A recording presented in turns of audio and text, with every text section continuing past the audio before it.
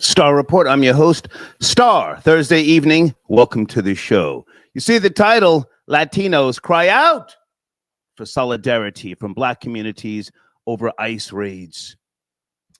Allow me to set the tone. And let me ask you a question for those of you who may or may not know your history. Who said once upon a time, let the Negro fight his own battles? His problems are not mine. He was the former president of the United Latin American Citizens. First name Felix. Do a little research. Let's get the show on the road here, huh?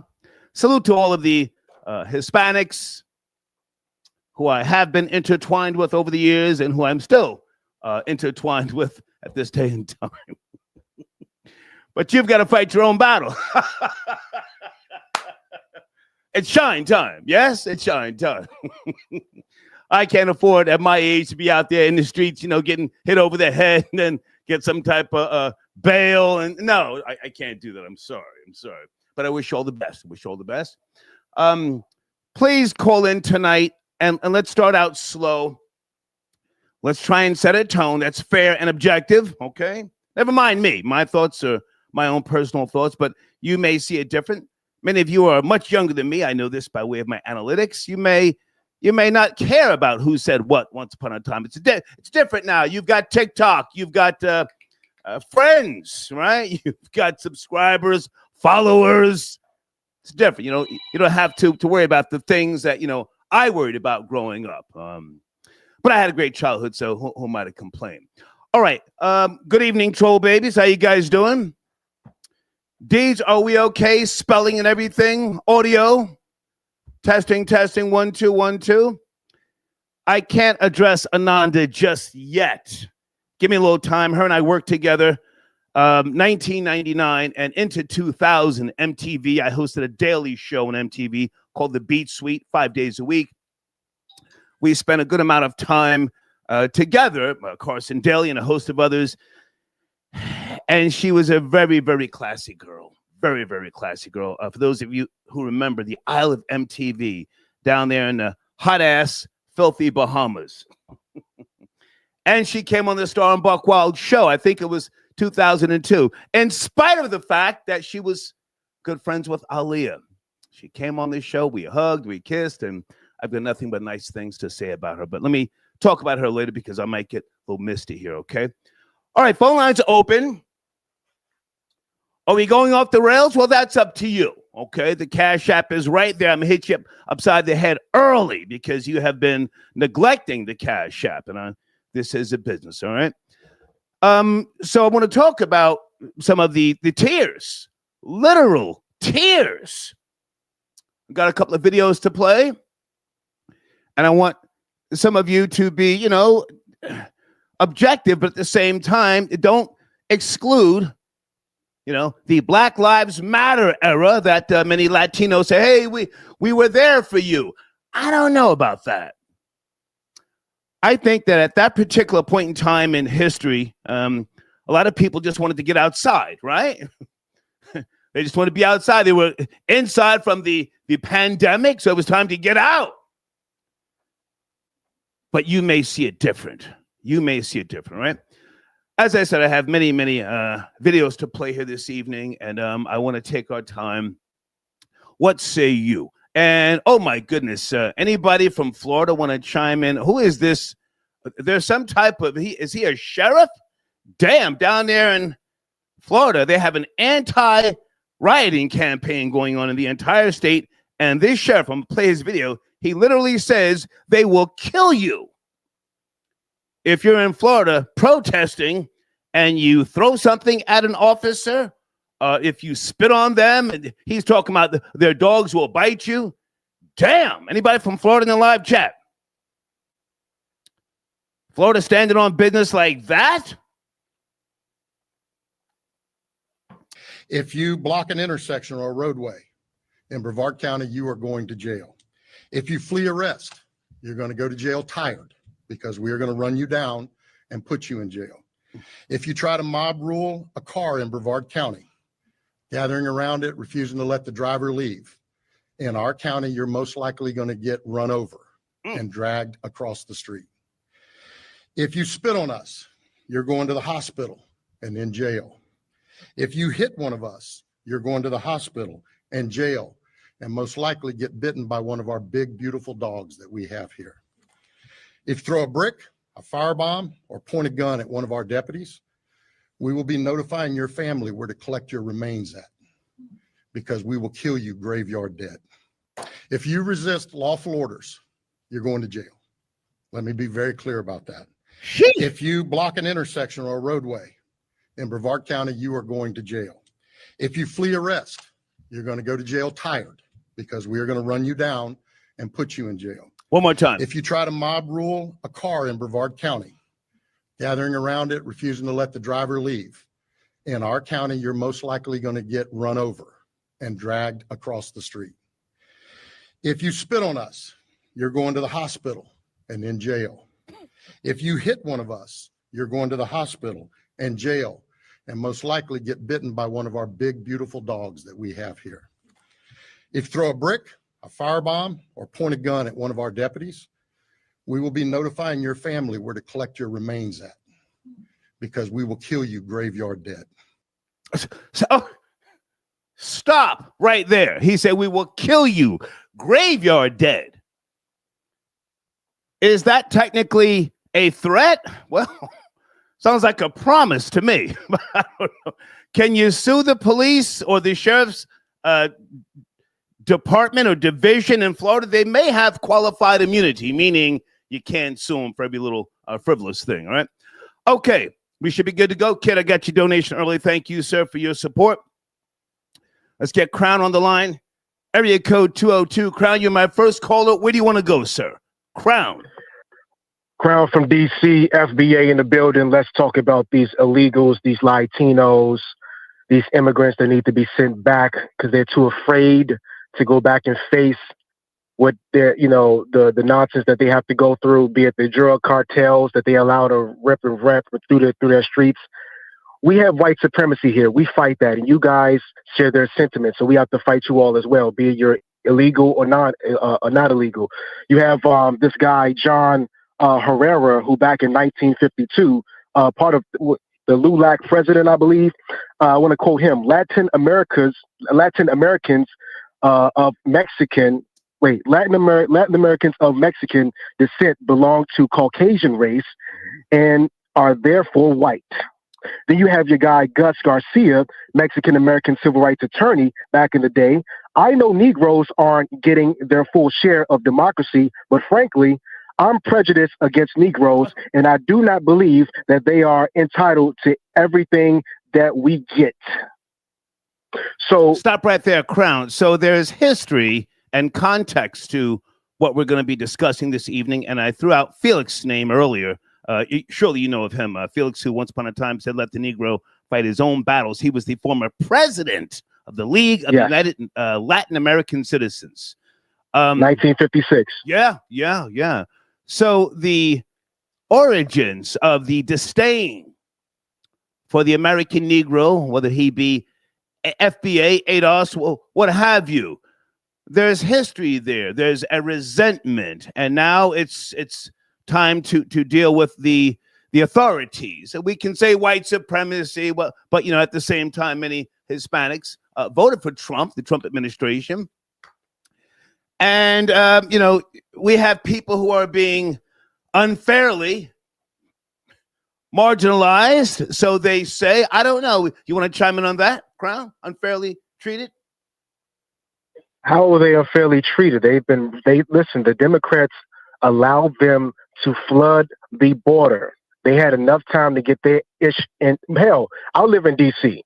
They have moped, since the Democrats, it was moped city. They got mopeds, free phones, free housing. Remember, they took over schools. They took over police stations. I've seen a video where they flooded the airport.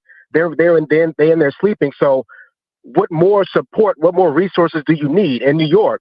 They took over New York with the hotels, Chicago. They spoke about that, the Foundation of Black Americans there. What more resources do you need?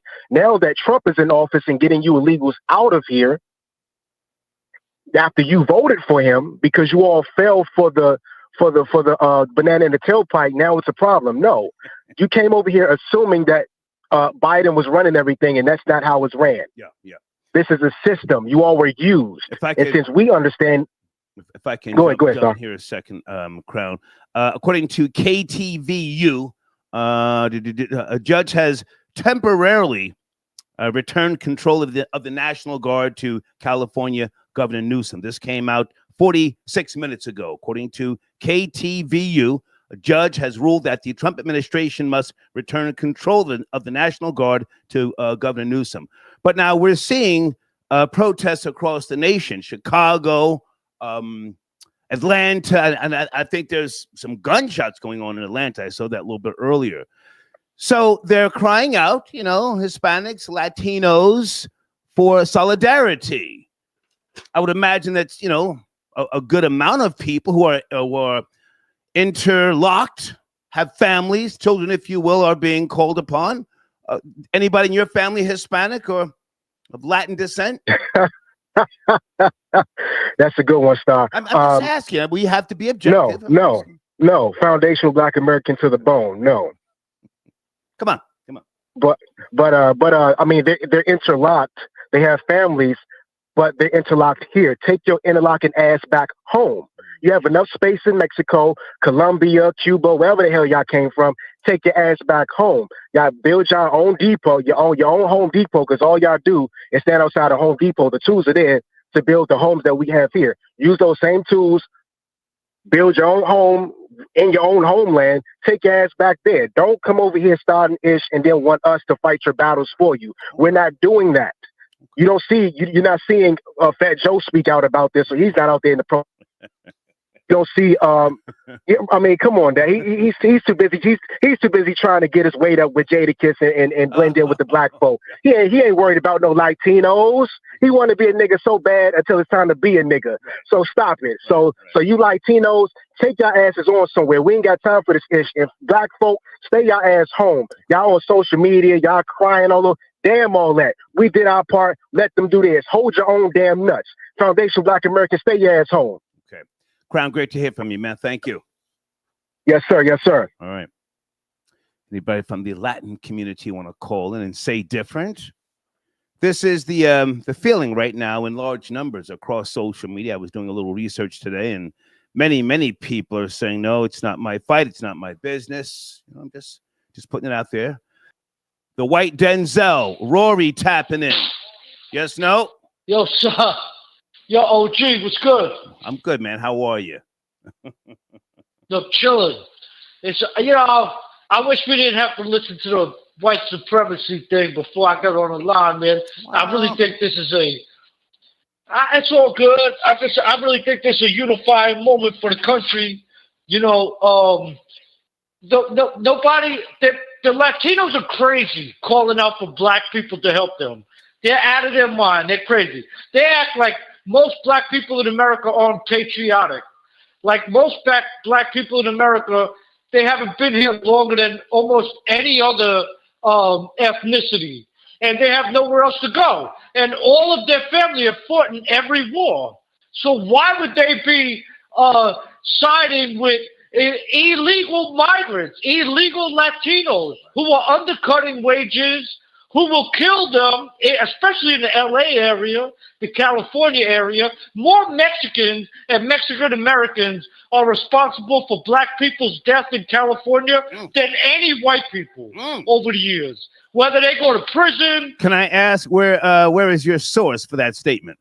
Where's your source for that? Okay. I don't have a source, but California is not a place where Jim Crow was. It's not a place where it was very harsh as far as white people on black people. Okay. Mexicans have declared, Mexican street gangs and in the penitentiary, the Mexican mafia have declared war on black people since the 1950s or the 1940s. Okay. Right, that's a fact. Black people when they're in California, they look out for Mexican gangs spinning the block. They don't look out for white people coming around to kill them. Never have. Is it fair to say, Rory, that I'm getting your A game tonight and you're standing on FBA business? Where you going? Well, I mean, what they don't understand is that when our country, America, is under threat, and when we come together on an issue, you're not going to split us apart with your Latino Hispanic trickery. The same trickery you use to get into the country, the same trickery you use to get a social security number, the same trickery you use to get benefits when you're an illegal alien. What would happen to a black person or a white person, American, if they went to one of their countries illegally and then got a fraudulent ID and tried to get some government benefits? They put us in one of those goddamn slop house prisons for 40 years. You know? We would be in one of the worst prisons in the world and nobody could save us. But they come here and they do that to us. Okay. But the problem is they've been getting away with that. You know, they've been getting away with that. Okay. The only thing worse than an illegal immigrant Latino is a white liberal. The only thing worse. Okay. These white liberals who Stop right there. Can you stay with me? I like the fact that you're not using profanity. Your phone sounds good. Can you hang on a second? I want to play another video. You got time? Yeah, we're good. Okay, guys, I got the white Denzel standing on business tonight with me here. Okay. How can you lack so much compassion? What if your mom, your dad, was immediately just taken from you as a white person, as a black person, as anyone? How can you just accept that? This is not, fuck, bro. This is so unreal, and how can people just lack compassion? How? Why can't you just imagine yourself just waking up one day with your family not there anymore? So LA businesses are getting raided by ICE, or some people that are wearing stuff that says ICE on it with their faces all covered up. People are getting ran over. Shots are being literally fired, literally. And this is supposed to be life right now. We're not going to get treated like humans because they don't see us like humans. They lack compassion. How can you lack compassion? How? I understand that you're trying to get criminals out. Why are you going to workplaces where people are just trying to work? That doesn't make sense. You're running us over. You're shooting us all because of the color of our skin. All because we have culture, we brought it here, and we are who we are, and we love it here, and we help people here. That's what we're known for. We help people, and yet we're getting terrorized. We're going through this. Our families are our babies are literally being ripped from our hands. Okay. Rory, are you there? Did you see that video? Surely your heart is breaking, Rory, to some degree. Yes. No? Yeah. My heart breaks for you know. Easy. Easy. You're doing good. Easy. Yeah. My heart breaks for Olivia with four baby daddies and don't know where any of them are. All of a sudden she's begging out for help. But when they're in a group together and they start speaking Spanish around us and you don't understand Spanish, you're supposed to be like, oh, you're not talking about me, right? Oh, you're not talking negative or bad about us, right? I know you speak English, but you just all started talking Spanish. They act like we're stupid. The problem with them is that they think that we're stupid, and reality is they're stupid, and they didn't see this coming. They didn't see us getting fed up with undercutting wages. They live by a different set of rules. A large majority of them live by a different set of rules. And that's never going to go in a society. You live by a separate set of rules where you don't have to pay taxes. You can work for cash. You can send your money home and build a house in a country that you claim you're scared to death of, and you got to live here. It's a scam. The whole thing's the biggest scam. Let me ask you one more thing, Rory, just to give context to some of my new viewers. You live in New York City. You are a home owner. You pay taxes. Do you pay HOA fees as well? Homeowners Association?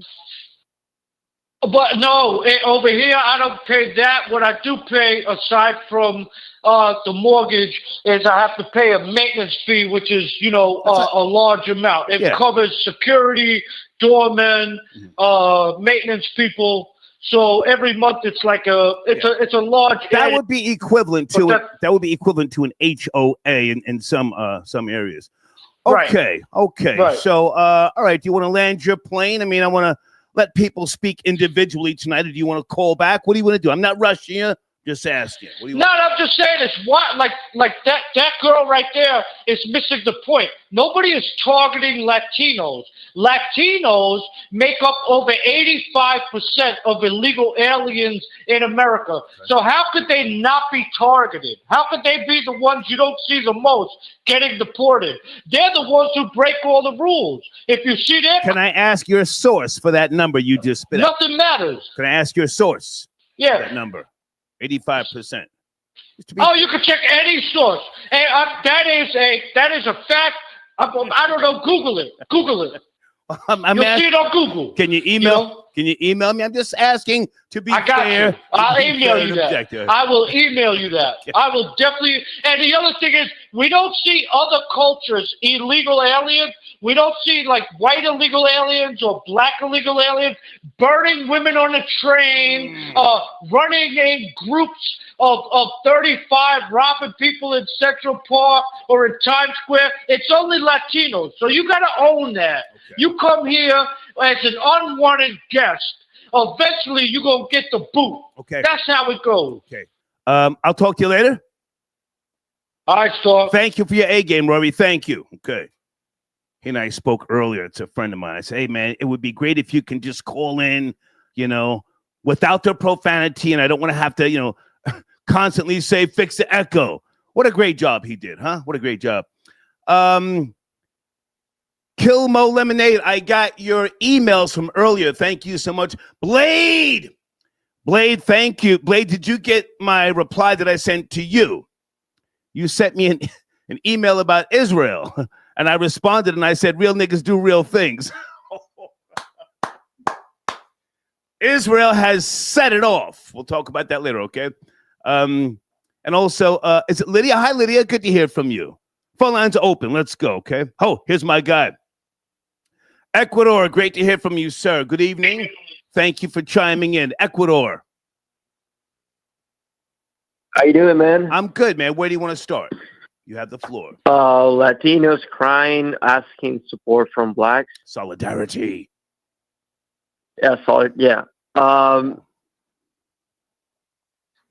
So, okay, how can I say this? I'll be honest. Take your time. You're Ecuadorian, and you want illegals out of this country, right? For those who don't know. Yes, 100%.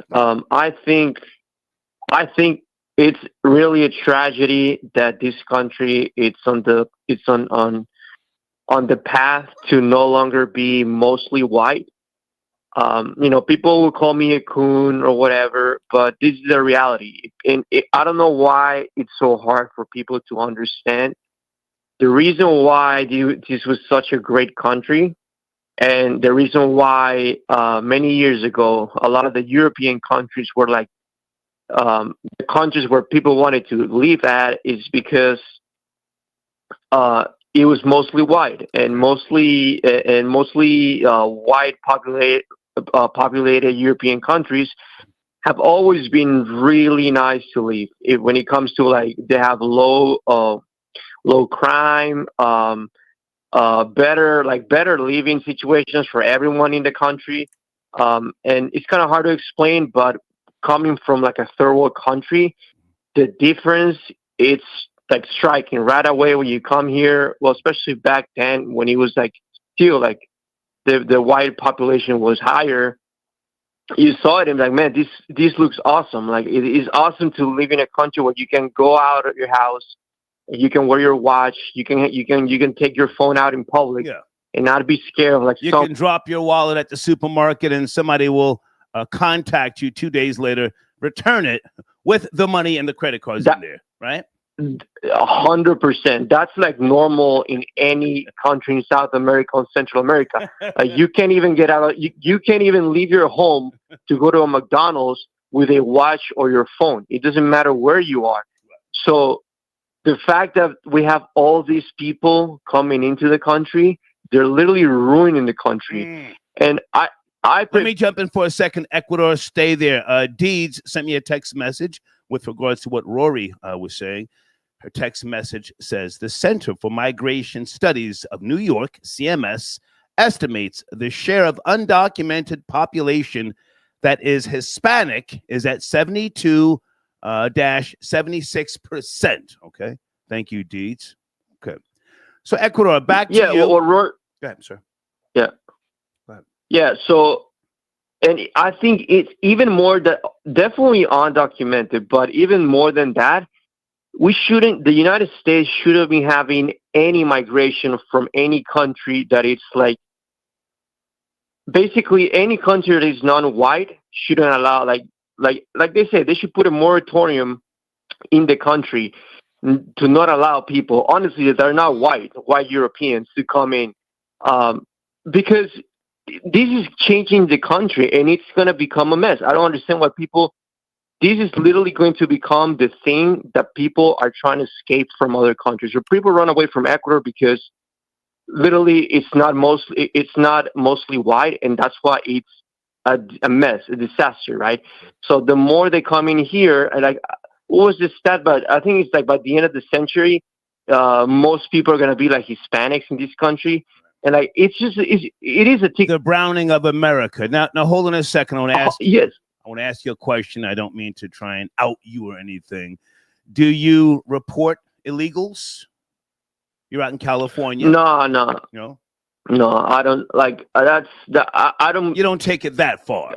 You don't take it that far. Yeah, I don't get. No, not at all, man. That's not me. I just like. Okay. I just see what's going on, and I just remember why I like, and why everybody liked this country, especially coming from the outside. And I can I've been slowly seeing how like society in the U.S. has been degrading, and it's completely linked to the fact that the mostly white population is shrinking, and you have all these Indians, all the Hispanics, all these non-white Europeans that are literally changing how, like, I'll give you a perfect example. I always say this. No, listen, I got you, and I appreciate you staying. Okay, but I just want to say something, right? Sorry. You know, like the U.S. Postal Service, right? Something as simple as somebody putting mail in your mailbox, right? You know why that doesn't exist in not a single country in South or Central America? Why? Because they would just rob it. They would just rob your house. Like your mailbox, they would just rob your mailbox. Yeah. If they don't drop packages in your front door, because people would just rob your packages. Like the whole society, the structure of, there's not trust in any of those societies. There's no common thread of decency, and to be porch pirates in countries like that is a common thing, if they even did that. Ecuador, I got to take other calls, man. I appreciate you. All right, man. Stay positive. Peace. Okay, thank you. That's my guy, Ecuador. Thank you for your donation on the screen. FBI has the right to not support Mexicans, but then don't be looting during the riots. Okay. Thank you for your donation. Harlem and Brooklyn. Dude on the phone talking with the effing accent. Okay. Well, sir, this show reaches a wide variety of listeners and or supporters. This is not a black show, sir, and I'm not a Democrat, in case you don't know, but thank you for your donation. Harlem and Brooklyn. Did I say that right? RRV1. Are you really repping Harlem, sir? I appreciate the support, okay? Sit tight on the phones, guys. I'm going to bring more folks on, and I got more videos to play. Holy smokes, I feel like talking tonight. Wait a minute, is that... Hey, Colleen, good to hear from you on a Thursday evening. I got your email about the book recommendation. Colleen? Hi, Star. How are you? Hey. How is everybody? Peace and blessings. Peace and blessings. Peace and blessings to you. Where do you want to start? I want to start with Malcolm Shabazz. Are you familiar with Malcolm Shabazz? I am. Okay. For those who are unfamiliar with Malcolm Shabazz. Malcolm Shabazz is the grandson of Malcolm X. Yes. He went to Mexico City in support of one of his friends who was Mexican, right. Who was deported from the United States. His friend, he was a quote unquote labor activist. His name was Miguel Suarez. Mm-hmm. And Malcolm Shabazz was beaten to death in a Mexico City bar. Did anybody hear about that? Where was the public? Where was the public outcry? Hang on a second, Colleen. Now, was he the grandson who set the fire and killed Betty Shabazz? I forget. That is him. Yeah. That is him. His mother was addicted to crack, unfortunately. Right. When Malcolm was murdered, his family essentially fell apart, or with the father not being in the home, Betty really, really struggled with the girls, and she was a registered nurse. Yes.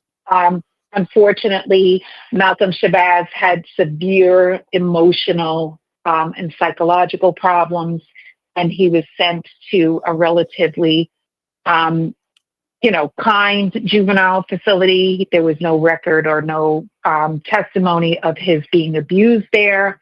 However, he was involved in social justice movements. But when Colleen, now you are an educator, so I respect your knowledge, your wisdom, and your expertise. But now, at the same time, his beating and death, is it fair to say that could have been an isolated incident because he himself was a convicted arsonist? He killed his grandmother, Malcolm X. He was. Well, I don't think he set her on fire on purpose. I think he just set a fire. I don't think his intention was to kill his grandmother. I think he just had some severe emotional problems because he was separated from his mother. But and his father was MIA. He started the fire. I don't mean to laugh. It's not funny. I was on the radio doing radio at that time. He set the fire that killed. Anyway, okay. So you gave us an example. I guess. Where was the outcry of the Latino community when Malcolm Shabazz was murdered in a Mexico City bar over a bogus $1,200 bill? $1,200. They were trying to charge him. He was a black man in Mexico City, and they tried to charge him $1,200 for a couple of drinks, and a bar fight ensued. Okay? So where was the outcry for Malcolm, the grandson of Malcolm Shabazz? Where was the solidarity? The grandson of Malcolm. Can I jump in for a second, Colleen? Felix, how do you pronounce his last name? Tijerina. You familiar with him? The former president, League of United Latin American Citizens. I'll send you an email if you like. He's the guy that said, let the Negro fight his own battles. His problems are not mine. Okay. Yeah. Is everybody listening? Yeah. Is everybody listening? Is everybody listening? Yeah. Okay. Even I believe it was Carlos Slim. The wealthiest man in Mexico, the billionaire that was in Mexico. He said, I let my people go to America because they take the jobs that black people won't take. Yeah. Like he said some really outrageous, he made some really outrageous comments about black people. This generalization and stereotype of black people.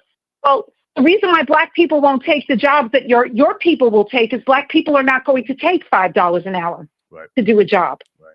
They're not going to accept a salary that's less than, a living wage, so to speak. Even in New York City, the living wage doesn't pay the rent. You have to live in subsidized housing to be able to afford to live in New York on a living wage. Okay. Can we bring it back to the Latinos now crying out for solidarity? And I just sent you an email as well when you get time with regards to the statement that I read. All right, so let's bring it back here to the Latinos now crying out for solidarity, the ICE raids in different states. Your final thoughts on that, Colleen? I attended a community council meeting in my local precinct tonight. Okay. And I found it very interesting because a liberal in the back, a white liberal in the back of the room, the police captain was there and said, Captain, ICE came into my high school and last week and escorted several of my, students out of the school. Yeah. What are you going to do about that? The captain said, I don't have jurisdiction over that, madam. Like these are federal agents.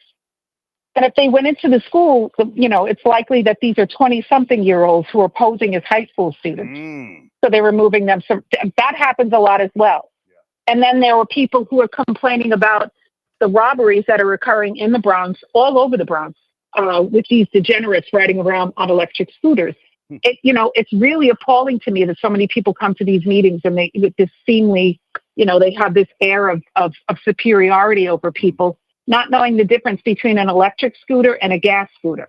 And an electric scooter, as long as it doesn't go over 40 miles an hour, you don't have to register that in New York City. Let me ask you one question. You don't have to register. Let me ask you one question. Now, you yourself, as an educator, and you teach high school, yes? Yes, high school social studies, Okay. United States history, global history. As an Irish woman who teaches high school in the New York tri-state, are you not, I don't want to say in fear, but are you a little concerned about some of those Hispanic young males and their gangster vibrato and all that gang affiliation stuff? No. No? Not at all. Okay. They behave differently with me. If you set a standard in your classroom from the beginning and start educating them, Gotcha. like I said, about the laws, rules, and regulations, and try to look, if you want to be a citizen, you have to be on your best behavior. You can't be out here acting crazy. Right. When you talk to students, when you talk to students in a language that's easy for them to understand, just common sense language, they tend to have more respect for you. Gotcha. That doesn't mean they don't get into shenanigans outside of the classroom, but they do remember what you say. Right. When my last graduating class, I gave each of them a copy of the Constitution of the United States, and I told them it's a small pocket-sized copy of the Constitution, all amendments, the Bill of Rights. I keep mine. And I said, memorize that. Keep mine right here at all times. That's what I'm saying. Like, I don't know why people don't do that. I don't know why people don't have a copy of the Constitution beside them at all times. So, I try to empower my students with the Constitution because it's the law of the land. And I tell them, read that. And every year, the first thing I say to my students is, what is the most important right that you have? Yeah. Colleen, I have to take other calls. I appreciate you. Thank you so much. Okay. Bye now. Okay. Colleen's happening. And Rory just sent me some stats. Okay, Rory, salute. And he sent a donation. How about that, huh? The white Denzel. He doesn't just call in and talk it. He walks it and he supports the machine. Florida Boy Jay, the man who has been going live every day for the last 3 weeks, if not more, sometimes twice a day. Yes? Nigga, we live right now. We had we just went to the other side of my apartment. I got a 2-bedroom, so I can go on the other side and keep the stream up. Okay. And hop on your, do the job, do the damn job. We did like a 4-hour stream. Nice. Around the Diddy topic today. I went, charged my phone, got something to eat, came back, bombs dropped in Iran. Now we streaming, we taking it from the hood. We taking it from the hood to overseas, baby. What's good? Okay, so I'm playing some video footage here this evening. I just played a young Latina crying in tears, and many people are on social media demanding Black communities support them with regards to the ICE raids. Your thoughts, please. Yeah, nah. We don't have any support. No. Handle your handle. Go outside. Get stomped out. Get put on the curb. Get bit by the German Shepherd. Get hit with the water hoses. Easy. It's time for you to sacrifice for America or leave. Ain't no free passes. Ain't no you get right on the backs of the Black people or you get the coon out for the white people because as you can see, you've been used as a pawn. The model minority thing is a myth. It's time for you to go and salute to my state once again, putting the smack down on anybody that wants smoke. Don't come to Florida playing them California games. Hold on. Get put up. Hold on. Yeah. What is that sheriff's name? What is his name? Is it Wade? Guys, anybody? What is that sheriff's name? You saw the video, Florida Boy Jay? Yeah, I sent it. I think I sent you one of the videos earlier today. I'm trying to see if I can find it. Well, hold on. Stay with me. I'll play it again. If you got time, I'll play it. Hold on. Stay right there. You watching the screen? And yeah, OG. Hold on. You got a gangster sheriff down there. Everybody hold on. Good God Almighty. I need this man's name. Hold on a second. Let me fix my screen here. Hold on. What is this guy's name? Here we go. Stop. Okay. Share screen. Does anybody have this man's name? He outright says, we will kill you. Here we go. You resist lawful orders, you're going to jail. Let me be very clear about that. If you block an intersection or a roadway in Brevard County, you are going to jail. If you flee arrest, you're going to go to jail tired because we are going to run you down and put you in jail. If you try to mob rule a car in Brevard County, gathering around it, refusing to let the driver leave, in our county, you're most likely going to get run over and dragged across the street.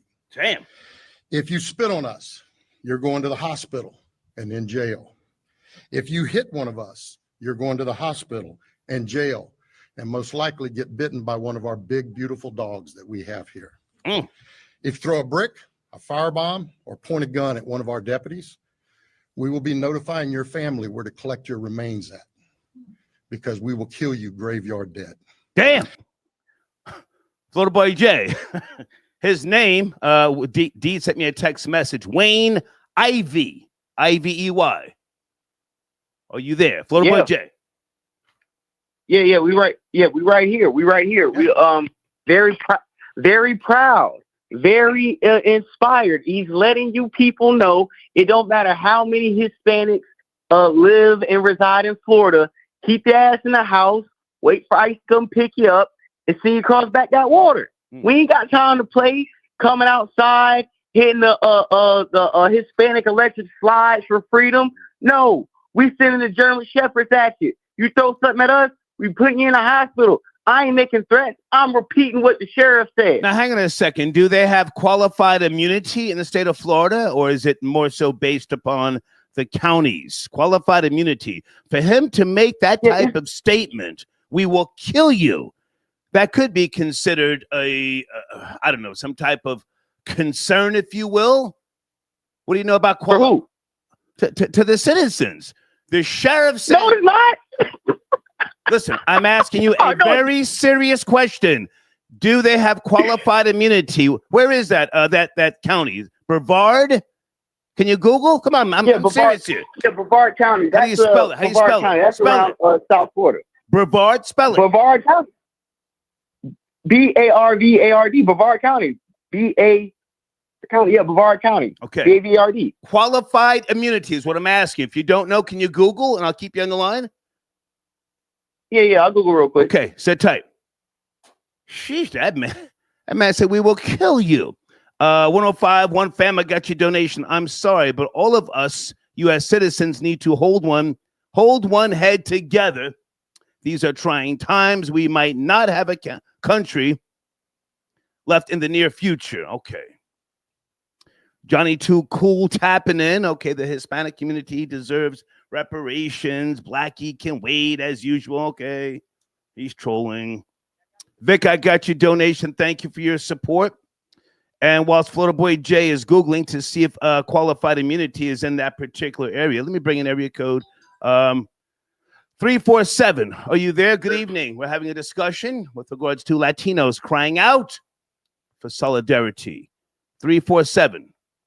Yes, no, maybe. Yeah. Yes, sir. Yes, sir. Just listen. Cry me a river. Let them cry out. Okay. Let them cry. So again, we don't get no support, and I think people have it confused. This is mainly about illegal immigrants. Sir, your phone is going in and out. Do you want to make the adjustments or call back? You're breaking up. Can you hear me? It's a little spotty, but go ahead. Yeah, can you hear me? Can you call back? It's breaking up. I can't sit here while you keep saying, can you hear me? Can you hear me? All right, Florida Boy J. Deeds just sent me a text message. Yes, they have qualified immunity in Brevard County. Where's Florida Boy J? Yes, yeah, no, right maybe. here. Qualified immunity. Yeah, you know the full definition. We got it. Do you know? Yeah, we got it. The full definition of qualified immunity is what I'm asking. Read it out. Read it. What sovereign immunity? If in Florida, sovereign immunity limits government's liability for damages caused by its own actions or the actions of its employees. No, sir. Listen to me. Qualified, not sovereign. Qualified immunity is what I'm asking about. from the police. Okay, qualified immunity. Yeah. Read it out. In Brevard County, as the rest of Florida, the legal doctrine of qualified immunity applies to protected state and local government officials, including law enforcement officers, personal liability, and civil lawsuits. Bingo. Bingo. That's how he can make those types of statements. You see, they used to have qualified immunity in New York City. They took it away. That's why the police are so scared to interact with the public. That's just so, in case you didn't know. Qualified immunity, that's key with regards to that particular county. Hey, Boogie, I got your donation. I got guns to cripple sons. Is that considered a threat? I wouldn't say so, but thank you for your donation. Hang on, Photo Boy Jay. I got Gene Richmond on the line with me. Number 9, good to hear from you, sir. Thursday night, where do you want to chime in? Number 9. Well, it's always a pleasure to be on the Star Report. Your callers are very passionate, also very racist, but very passionate, and I think that's what gives this show so much zeal. I love this show. But let's talk about solidarity for a minute in regards to illegal aliens and the solidarity that the Hispanic community, primarily the Mexican community, are calling for people of color, if you will. Let's just say that. The reality is, if you look on the other side of the spectrum, there are a lot of people, so-called black people, people of color that are calling for solidarity with their so-called Latino brothers and sisters. They're saying that if we don't align ourselves with them, we could be next. I mean, I've been watching the blogs, I've been watching what's going on online. This is a unique discussion because there's a lot of people that says, there is no solidarity. But then again, if you look at the other side of the spectrum, there are people calling for this unification of so-called black and brown people. So there are black people in America that are looking to unify and to be have a form of solidarity in this situation. So it's a very unique time because there's both sides of this argument. Can I jump in for a second? And I don't know any stats or data, but is it fair to say that many of those people are married to Hispanics or have children with them, so they feel some type of allegiance or commitment based upon, family and what have you? Well, that's a very unique experience, and that might very well be. There could be an allegiance, a connection with Latinos and their family, their friends, and their workspaces. Well, that's what I just said, sir, and I'm asking you. Oh, yeah, I believe it because there's many reasons why people want to align. Well, they can have family members, but there's also political reasons. People have a motive. There's always some sort of motive for why people do what they do. But also, if you look up, I ask people if you look up a man by the name of Cesar Chavez, not Hugo Chavez, the leader, but he was a Mexican American labor head, primarily in the late 1960s and the early 1970s. He was from Mexico and gained citizenship in the United States. The former governor, Jerry Brown, Sr. at the time, passed a labor act with the Cesar Chavez at the helm, looking to keep labor with Mexican citizens and to keep away illegal alien Mexicans from coming across the border to take the jobs that these legalized Mexican citizens, Americans that we're having in the United States of America. So it's not just Mexicans that are speaking out against what's happening with the illegal alien issue. It's a citizen thing. So, but now let me jump in for a second, Gene Richmond, because you and I are friends. You're conservative, so clearly you support the raids. Yes, no? Oh, 100%. No doubt about it. Okay. No doubt about that. I think there's you're of Haitian descent, but you are an American first.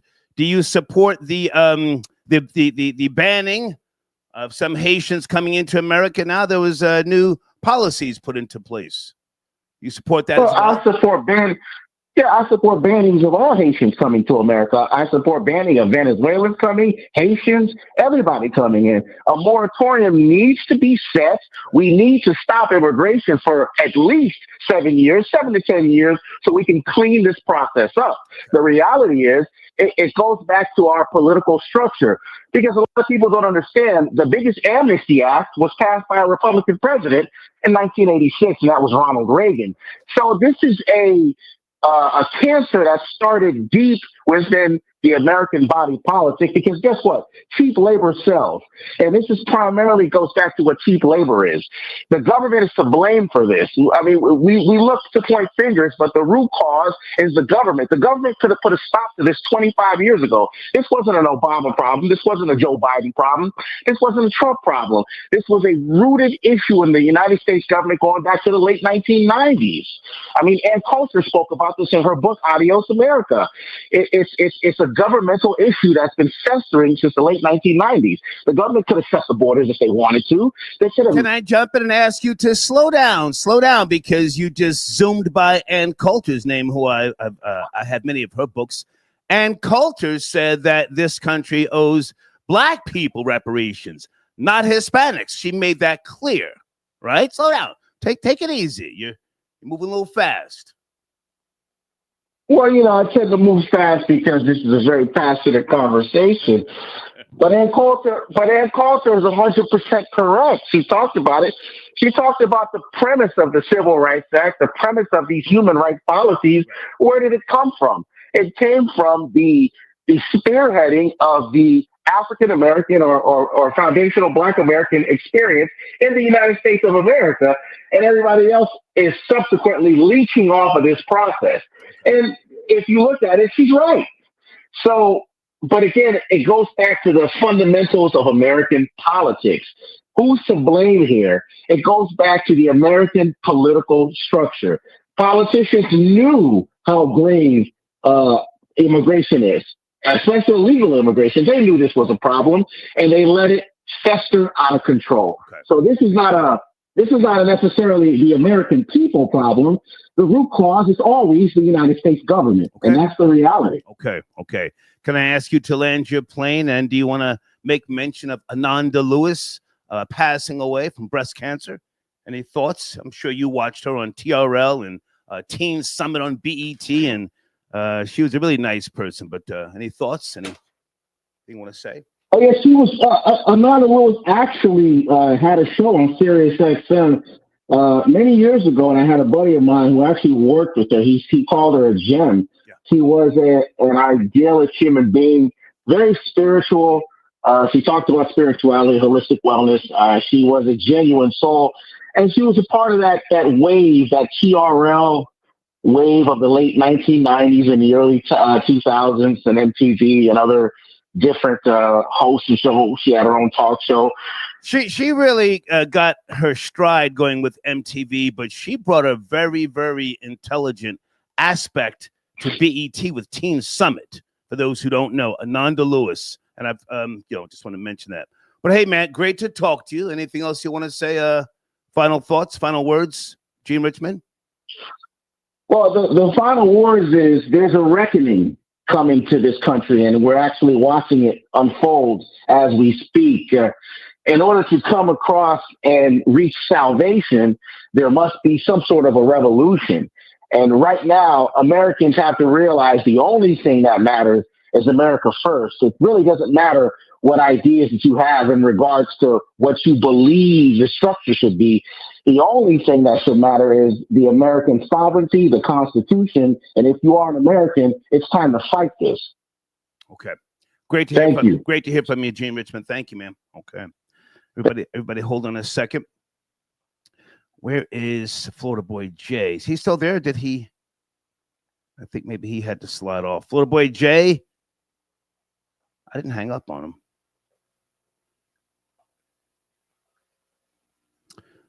Yes, guys. I didn't forget to mention Sly Stone, but I just didn't know if this audience today would really,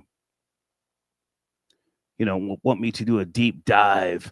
I saw Sly Stone live. Oh my goodness. Early 80s at the Red Parrot in New York City. Anybody remember the red parrot?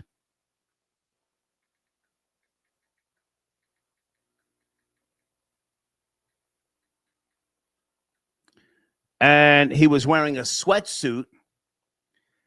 And it was a small club, the Red Parrot. And he got busy, and oh man, they must have came on like 3:00 in the morning. But I saw Sly Stone live. That's all I can say. Thank you for your donation, Destroyer of False Prophets. Okay, support for the machine. Thank you so much. And I just sent a donation. Pardon me. Okay, I got your donation. Thank you. Is it Van? Van, thank you, Van. I got your donation. Okay.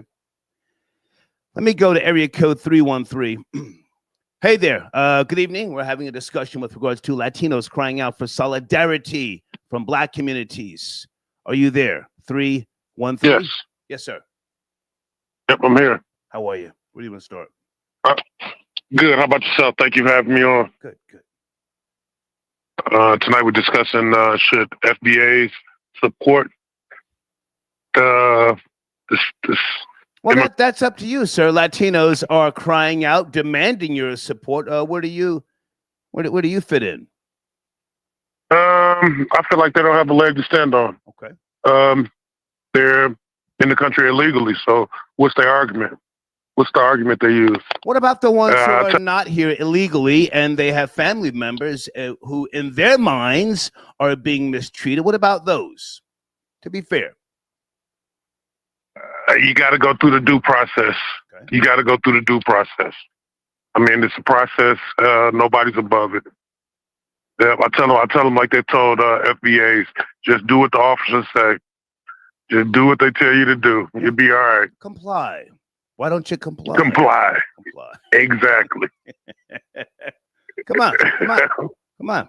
I'm listening. Yeah, that's my stance on it. Now, I feel bad, but it is what it is. Okay. Thank you for the call, sir. Thank you. Thank you. All right, folks, if you have something to really add to the conversation, please call me. But please don't call me saying it is what it is. Come on. I got more videos to play. Let's have a healthy, robust conversation. Hey, Evelyn, I got your donation. Evelyn, are you calling in? I appreciate you, as always, your support. Kill Mo Lemonade, I got your donation. Okay. Are you on the line, sir? This might be him right here. Area code 202, is that Kill Mo Lemonade? Did I say that right? Yes, sir. Yes, sir. Good to hear from you, sir. Thank you for your support. Where do you want to start? I want to start by saying R.I.P. Ananda Lewis. Absolutely. I saw her face to face. She's a beautiful woman. I saw her at the Legal Seafood on K Street, Northwest D.C. Okay. I'm from D.C. Okay. Beautiful woman, like bad. She was bad. Yeah. But anyway. She smelled good, too. I want to say. Lord have mercy. Oh, man. She was something else. She was something else. But anyway. So Latinos talk behind our backs regularly in their own language. Okay? Latinos talk behind our backs regularly in their own language, right? I see it all the time. I know people who have been to the feds who told me that they were like part of the black group and they knew, and the black people like valued them because they spoke Spanish and they would find out what the things the Spanish people would be saying. You see what I'm saying? So they regularly do this. A place where I produce out of my this commercial kitchen that I share. Okay. Anyway, the Latinos there, they always, they do a lot of telling, they do a lot of, picking. They know that their numbers are greater than us. They're 64 million. We're 40 million. But the thing is, it's like in that movie Juice, right? He said, you got the juice now, right? I ain't trying to sound corny, but it's true. They know that we have, okay, so they might not know this, but I'm going to say it. We have 13 black billionaires, and we have 2 million black millionaires. And 1 out of every 10 blacks basically owns a home. So we have way more juice than the numbers that we even have in comparison to them. You see what I'm saying? Okay. They might got us by the numbers, and I thank God that Trump is getting rid of them, because I have respect for everybody, you know what I mean? But they're kind of arrogant, because we actually paved the way for all these immigrants that are illegal. We paved the way for even the legal immigrants. We paved the way. They don't. A lot of people aren't educated. Like, you know, Benjamin Banneker, he wasn't a slave, and he built DC. You feel me? A lot of people aren't even knowledgeable about that. They don't know that, like, we created touchscreen technology. We created, you know, cordless technology, the toilet, the modern day toilet, the modern day refrigerator. You know, it's just so many things that we've created and invented. Well, now, blacks didn't invent everything. You're not one of those people, are you? No. But not at all, because they stole everything for let's not do that, man. I live in the hood, and I got to deal with niggas every day, so I ain't one of them. Okay, but I did just say some facts. Okay. But now, hang on a second. You just became foundational Black American. Were you a Christian at any point in your life? A God-fearing Christian? I'm a Christian now. Oh, okay. I'm a God-fearing Christian now. So your brown brethren needs your support. What is your Christian? They're not my brethren. They're not my brethren. Unless they're. Hang on, sir. Can I speak? What does your good book say about, you know, helping others in their time of need? And mind all the FBA stuff.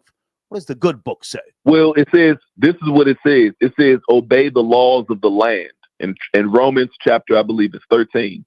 So these are the laws of the land that they're breaking. They're not obeying it. See, I don't have a problem with Latinos, Hispanics, or whatever, who are here legally. My father's African. He came here legally. My mother's American, but he came here. I wasn't raised on my father. Don't get me wrong, but nonetheless, that's who he was. He came here legally. He was happy about America. He wasn't raising no flags of Africa. He wasn't doing none of that. He came here, got in line, and assimilated. Gotcha. See, they want to come here and do their own thing and put their own twist. They want to set up all type of places in this country without having to know English. You know what I'm saying? They don't really respect us. They don't really feel that they need to have to really earn anything. You see what I'm saying? Okay. And because they've seen this for years. Right. But I want to say this though: mankind only respects bloodshed. Slaves had to kill. You understand? Get in line. Kill. We killed for our freedom. They're not gonna kill for what they want. When I say y'all, I'm talking about the Latinos. If y'all want to come in and you want to switch things up and come here illegally and you want to like overthrow America and do it your way, kill, shed blood, because mankind only respects bloodshed. Okay. The authority of America, the authorities that have already been set, the laws have already been set. We already have authority. If you want to override that authority and do your own thing, kill. Okay, so I have to take up the calls. I appreciate your support. Thank you. And I just want to say that I just want to say one last thing sir, I have to take other calls. I gave you more than enough time. Thank you. Gave you a lot of time. Penelope, I got your donation. Thank you so much. For those who don't know, Ananda Lewis was diagnosed back in 2019 with stage 3 breast cancer. She opted against the double mastectomy doctors recommended, at the time for surgery. She chose a different path. She regretted that. I saw some footage where she said she wishes she had gone through a traditional medicine approach, if you will. Her mother had breast cancer as well. But I'm here to remember the good things about her, And thank you, Deeds. Deeds sent me something here with regards to qualified immunity for law enforcement in Florida. Holy smokes. This is pretty heavy. Let me put this in the live chat. You see, this is why that sheriff can make the statements that he made. He said, "We will kill you." Sheesh. It's in the community section if you care to. Wow, that was. Thank you, Deeds, again. Thank you so much. Okay. Charlie says Aaron Rodgers to the Steelers. Ain't that a bitch? Yeah, wasn't that 2 days ago? And supposedly he's married now. Not that I care. I don't know. Aaron Rodgers. I was rooting for him back when they beat the Eagles and Michael Vick. If you go into my Instagram page, somewhere down there, you'll see me at I forget the name of that club in Philly. I was talking hella crazy in Philly. Is that Elvis, the Chef Rosenberg? Thank you for tapping in, sir. Thursday night, Big Elvis. Let's go. Big Elvis Rosenberg, I am here, Carl. Good to hear from you, man. Great show. Thank you. Oh, your whole week has been amazing. Thank you, man. Where do you want to start? How about we start with Ananda? Come on, Big Elvis. What? Oh yeah. I was thinking the reason why she probably passed is because she had a man like me that told her how perfect they were. You know, she couldn't get rid of them. She didn't have the heart. They were so perfect. Jesus, she was so beautiful. Loved her, man. And she was a nice person. She wasn't tripping. She wasn't, flaunting her beauty in an arrogant way. And I think that's true. Really resonated with a lot of people. A very genuine approach. Go ahead. Right, yeah. True. You know, I've been thinking a lot about the migrants. You know, I'm in Red Hook, and they've been going all through Red Hook, and they got people, all the liberals, they have signs all up in Red Hook, Brooklyn. For those who don't know, this is a worldly show. Red Hook, Brooklyn. Yeah, sorry about that, sir. Correct. Red Hook, Brooklyn, New York City. And Red Hook, Brooklyn, New York City, the liberals are putting up signs. No ICE, to get away and all this kind of stuff. They're like closing the doors, and like the delivery guys that work the few shops that we have here, because, it's like a little community. And they're like really going hard. And, I think people are picking sides. I was up at the supermarket they got over there, and I was like kind of a little uncomfortable because I was like, yo, they got to go home. They got to go home, man. But here's another thing. We talk a lot about we don't give any stock advice, but I always talk about the one stock that's filling up all. They're gonna fill up. Big Elvis, I don't want to do anything with stock. Let's not do that. Let's get back on topic here. Latinos crying out for solidarity from Black communities. You're in the New York tri-state. So what do you think nationwide? I mean, there's protests kicking up in different cities. Atlanta, they're shooting in Atlanta from what I saw earlier. Chicago, come on, let's focus nationwide. I think this is gonna fizzle real quick, man. Okay. I just don't see this. I just don't see no real uproar happening. I think they're just gonna pay Antifa like they've done before, and they're gonna stage it to make it look like things are popping when things are really not. Things are really not. They're throwing garbage around here in New York. New York is full of suckers anyway, so sorry about that. But I do know across the country there is a lot of things happening. I don't see it really popping off because this is legislative, man. How are you going to solve something by riding in the streets? I mean, people got to use some more imagination. I'm sick of these. Is it all a psyops, Elvis? Is it some type of conspiracy? Yes. Before you go? Yes. Of course, it's a psyop. Yes. It's a distraction. It's a political distraction. It's a distraction, and it's all part of the simulated. Simulated? What do we live in again? I forget. We live in possibly we live in a construct in which the earth is flat, round, concave, all at the same time. All of this. And the Latinos are actors. Can we agree on that before you go? These Latinos are actors. They're not even Latino. They're white people. They're Anglos. They're all Anglos. They're not even Latino. Oh, it was great to hear from you. Great to hear from you. Well, thank come you. on, forget about it. Thank you, sir. Okay. It's all part of this simulation. They're actors. No, de los Santos got your donation, sir. Thank you. This donation is for Tuesday's research. So thank you so much. Thank you. That video, It didn't get the numbers. Barely in any Cash App support. Thank you so much. Let me get Deed's information on the screen for those of you who care like this man does about that research show about healthy eating, fasting, and a holistic healing. Deeds did a lot of research on that show. I think she got 2 donations total now. I pay Deeds, don't get it twisted, but at the same time, you know, there was a lot of work put into that show, and salute to Lisa. She's a yogi. She's also very, very knowledgeable, certified, if you will, with regards to the discussion. Salute to her again. She put a lot into that particular episode. All right, there's Deeds information on the screen. If you guys want to support Deeds, hold on for the show with regards to healthy eating. Okay. Thank you for your donation, Anonymous 5. Give a helping hand to the people doing the right thing. Okay, thank you so much. And Alejandro, good to hear from you, sir.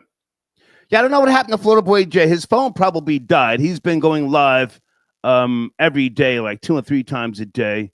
I sent him a text message. Let me see who's online here. Area code 469. Hey there, late night. We're talking about Latinos crying out for solidarity. What say you? 469? Hey, what's up, Star? This is Troy from Texas. Hey, man. How are you, sir? Hey, I'm doing good. About yourself? I'm alive, sir. I'm alive. Yeah, man. It's crazy that everybody's saying that black people, you need to have solidarity because you're next. How can black folks be next when the immigration issue started with black folks? It's y'all is who's next. You know, it's like, can I ask you not to giggle, sir? I don't know where you're going, but now immigration versus, you know, people brought here against their will is 2 totally different things. Exactly. Voluntary. Yeah. Voluntary. Involuntary. Okay. But now we have Latinos across social media who are saying, hey, we supported you guys. We were there during Black Lives Matter.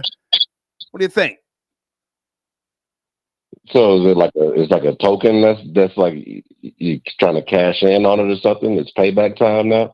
You tell me. I don't know. You know, that just sounds disingenuous. You know, that makes it sound like when you were there for us, it wasn't from the heart. It was just, you know, it's just like, hey, I got your back, you got my back type of thing. And it's not really like that. Okay.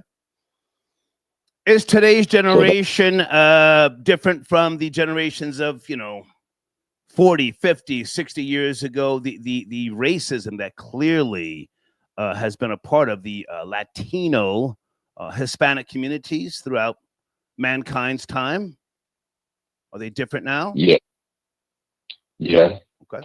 I mean, people back then, at least people that were protesting and doing whatever back then, 40, 50 years, 40, 50 years ago, that we're talking like the 70s now. That's not, but I mean, even back then, people were more specific on what they were fighting for. Now, I think a lot of the issues are so conflated that a lot of people aren't really clear on what they're fighting for, because now they're out in the streets. If you're trying, the idea that, you know, that what's going on with the Hispanics immigration, that's all conflated with Black civil rights, with the LGBT issues, as well as what's going on in Palestine. And now you got a whole, you know, World War III popping off right now with, you know, going on in Israel and Iran. So that issue is going to be conflated in it too. Sir, you lost me. You jumped from Palestine to World War III. Are you on a perk 10, with all due respect? I'm lost. No, I'm just saying that if you're somebody that's out there protesting nowadays, you're conflating all these issues as one type of thing.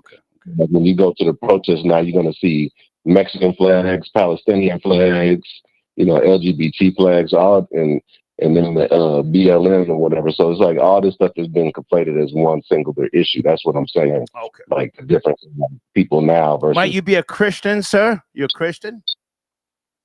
No. Okay. All right.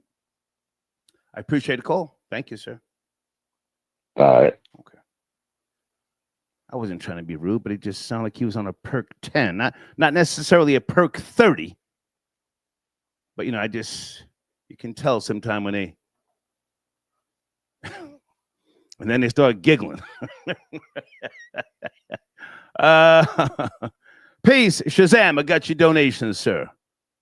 Okay. Yeah, I'm not sure. Oh, someone says Black Americans stay out the streets. I agree. Who is that? It's Pow. Got you on the screen. Yeah, stay out of the streets. That ain't no place for you. Gregory, I got your donation. Thank you so much via Cash App. Cancer survivor, 7 years now. Salute to you, sir. Salute to you. I've been working on borrowed time. I had that, liver transplant in 2008. Thank you, Big Elvis. I got your donation. Okay, and somebody sent me some. Okay, guys, I can't watch a clip right now. Thank you, Tony. Can you send me a video link? I can't download a video and then I can't do that. Blade, what's going on with you? Okay, and Rory sent me more stats. Thank you, Rory. Who's been on hold here for a while? Area code 910. Thank you for your patience. Are you there? Thursday night, we're having a discussion. 910. Yes, no, maybe? Give me a second. There might be a delay. I can't keep you on hold for too long. Are you ready? 910. Thank you. Good night. Area code 951. Are you there? 951. Yes, I am. Hey, good evening, sir. How are you? I'm doing good. What's up, Star? Hey, man. It's cracking. It's Rolling Riz on the check-in, man. Okay. Where do you want to start, sir? Well, I'm a Mexican-American. I'm Mexican, whatever you want to call me. I'm here in Cali. Okay. Like, I'm right here. Like, everybody talking from the outside in. Like, everything is being polarized. Like, you putting, like, all Latinos crying out for nobody wants support. We got this. We got this under control. You know what I mean? So never mind the 20 videos that I have with regards to sources. You're saying, nah, that's just people doing the most for clout on social media. We don't need no help. That's what you're saying. Well, I mean, media is doing its part, trying to polarize this whole thing. Like, anybody who lives in LA knows that there's not really what's going on, what's being on our social media or the news or whatever. It's being polarized. So it ain't no riots out here. There's a few fools acting crazy and shit, but we got it under control. Like, propaganda. For help. It's all propaganda. Let us handle our business, is what you're saying. Propaganda, of course. I mean, we all know what's going on with the Trump administration trying to come in and bully people. We're the first. We'll get the first bullets. We got this. You have the floor. Yeah, you know what I mean? Like, I've listened. We asked for help from African Americans because you guys set the stage. You guys set the blueprint on how to revolt. Black Panthers, Malcolm X. You guys set the stage. You guys set the blueprint. We won't give you all the credit about that, but I mean, this is our fight right now. We asked for help, and that's about it. If you don't want to give it, it's all good. Okay. Well, I appreciate your call. You do support this machine, so I'm in no rush. Now, what about some of these other Hispanic groups across the nation who may be using this particular situation for their advantage? You are of Mexican descent? Yes, mama, papa, Mexican. I was born here. Okay. What about some of these Puerto Ricans and Cubans who, they speak Spanglish, not even Spanish? Do you guys still look at? Go ahead. All right, look at. I mean, Latinos. Look at. We're a bunch of ignorant fools. I mean, we're as dumb as they come. But I mean, we have a few of us have to speak for us. Most of us dumb fools. You know what I mean? Like, but again, we're gonna take care of them. Stupid people. I mean, smart people. It doesn't matter. If you're gonna fall around and support this, at the end of the day, support or not, they fighting us. They come to get us, so we're gonna fight back, and that's the bottom line. Stay with me. I don't want you to dumb down your heritage, your culture, just because you're calling in and you may think that the tide is against you. It's not. I've actually said a lot of nice things about Chicanos and Mexicans over the decades. You've heard me say that, yes? Oh, of course. I mean, you give a lot of you were out here in Cali. Yeah. You've been up and down in Cali. Mm-hmm. You were everywhere. I go back to Cali to the mid '80s. So my road trips, my last one that I took from Seattle all the way down to San Diego. I've been to places that most people would never even consider going. Some of those small Chicano Mexican towns along the Pacific. So the raids, some would say, and again, I'm not rushing you. Some would say that there's a marginalizing going on. Do you feel that people are being mistreated because California used to be Mexico, but they sold it, right? They sold it. It wasn't so much taken; they sold it. Yeah. Well, yeah. I mean, the Mexican government back in those days were greedy. They didn't give a damn. They had a bunch of land. They didn't care if they lost some more. But look at, look at Mexicans here. We're here. You've been in California. I mean, would you agree that California is a mess because most Mexicans are here? No, I wouldn't say because Mexicans are there. Again, I've had great experiences, but that's just my own opinion. I am concerned about illegals and people who come here and they're not vetted properly. I am concerned about that. I most certainly am. I'm a conservative voter for the most part. I have been for over 35, 36. I do acknowledge that some people vote conservative, some people vote Democrat, but I mean, I feel like this politics has nothing to do with this because immigrants. I mean, America has a history of using immigrants to their advantage and then using them for profit and then blaming them for all the problems of America. This is just a history repeating itself. Mexicans been getting kicked out for the past 100 years. What else is new? It's just different time. Okay, well, listen, before you go, what do you think about the history of, let's say, the hatred towards African Americans coming out of Mexico? Because there's I forget the name of that group in Mexico. That they're black Mexicans. It's a very, it's an old group. But what about the institutionalized hatred from Mexicans towards blacks? Any thoughts on that? Me personally, I don't like it. I'm American. Okay. I'm of Mexican descent, so I'm trying to look out for the Mexicans here in America. Mexico, that's the thing. People waving Mexican flags in LA have nothing to do with the government in Mexico. People use the flags to identify that neighborhood is strictly Mexican. Right. The government of Mexico has nothing to do with it. If people racism is everywhere. America, Mexico, Vietnam, China, black, white. Everybody wants the skin tone it's a worldwide thing. It's not just here in America. Like here in America, because this is the biggest stage, that's why it's kind of like polarized more. But that's a world thing. How close are you to East Los Angeles? East Los Angeles. No, I stay in Pomona, California. Oh. I lived in LA, but I'm right here in Cali. Like I born and bred. I have wait. mother. You eat high up on the hog, so you're nowhere near East Los Angeles. Oh, Pomona is like East Los Angeles. I don't think you know out here. No, sir.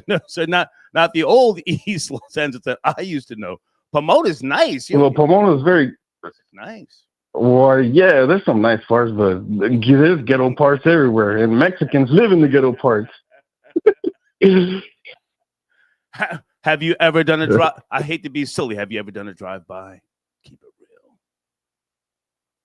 real. I mean, you're trying to incriminate people. Come on. that was a stupid question. Hey, man, hey, I appreciate you. No, it's okay. You did good. I was just being silly. I appreciate the call, man. Thank you. It's a pleasure talking to you, man. I appreciate it. Salute. Thank you. Okay, all right, cool. Check-in report. Good to hear from you, sir. Yes, sir. Salute, Star. Salute. Salute. You see the title, man. Latinos crying out for solidarity with the black community. Come on, sir. I wanna know where is Fat Joe? Where is the Latino American community? Why aren't they stepping up? You know, over 60% of Latino men voted for Donald Trump. 60% of Latino men voted for Donald Trump. Why aren't they on the front lines? I want to see the Latino hip hop community on the front lines. I want to see them. I don't call on the black man to come. No, I'm not trying to. We're not trying to be martyrs. We're not trying to be martyrs for your cause. You go out there, you galvanize the Latino hip hop community, and y'all go on the front lines, and y'all do what y'all have to do. You don't need a black man to bail you out this time. That's how I feel about it. Did you see that gangster sheriff down there in Florida? Hold on a second. What is his name? Man, Wayne Ivey. Damn. Yeah, I kind of respected it. You know, I respected it. You know, I think it was a bit. I think it was a bit much with the we'll shoot you if you throw a brick at us. I mean, I think that's a bit much. But you know, everything else I kind of no, sir. They've got qualified immunity. The police, from what I could see in the entire state, so they can say reckless shit like that. Yeah, and you can't sue them. Go ahead. Oh wow! I mean, well, if that's the case, then I mean, if that's what the state law is, and I have to respect it. I have to respect it. Yeah. I mean, they're not wrong. I mean, a lot of these officers and a lot of these, I mean, they are being targeted, and they are. I mean, I've seen a lot of the videos where they're destroying the vehicles, they're doxing the officers working. Mm-hmm. I mean, even like the local police officers. The local police officers, they're not really getting involved. They're just more so just there to be there. Right. They're allowing the ICE officers to do their job, and they're doxing the local police department. Right. So it's out of hand. Yeah. Now you as a proud and strong foundational Black American, what are your thoughts on some of the Latinos who are, saying, hey, we were there for you during the Black Lives Matter era. Now, what about now? I mean, this is what they're saying on social media. It's real. That's what they're saying.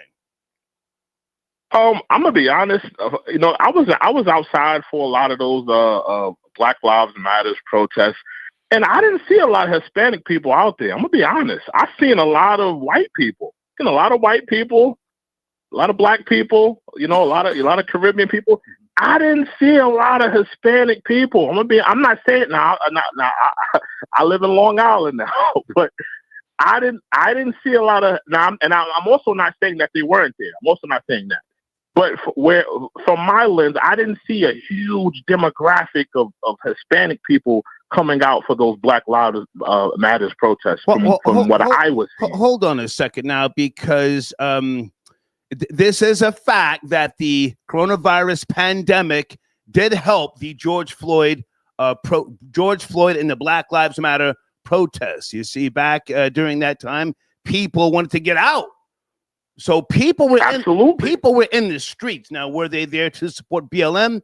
That I don't know. If you ask me, not really. We didn't see them on the front lines getting stomped out, rubber bullets and things of that nature.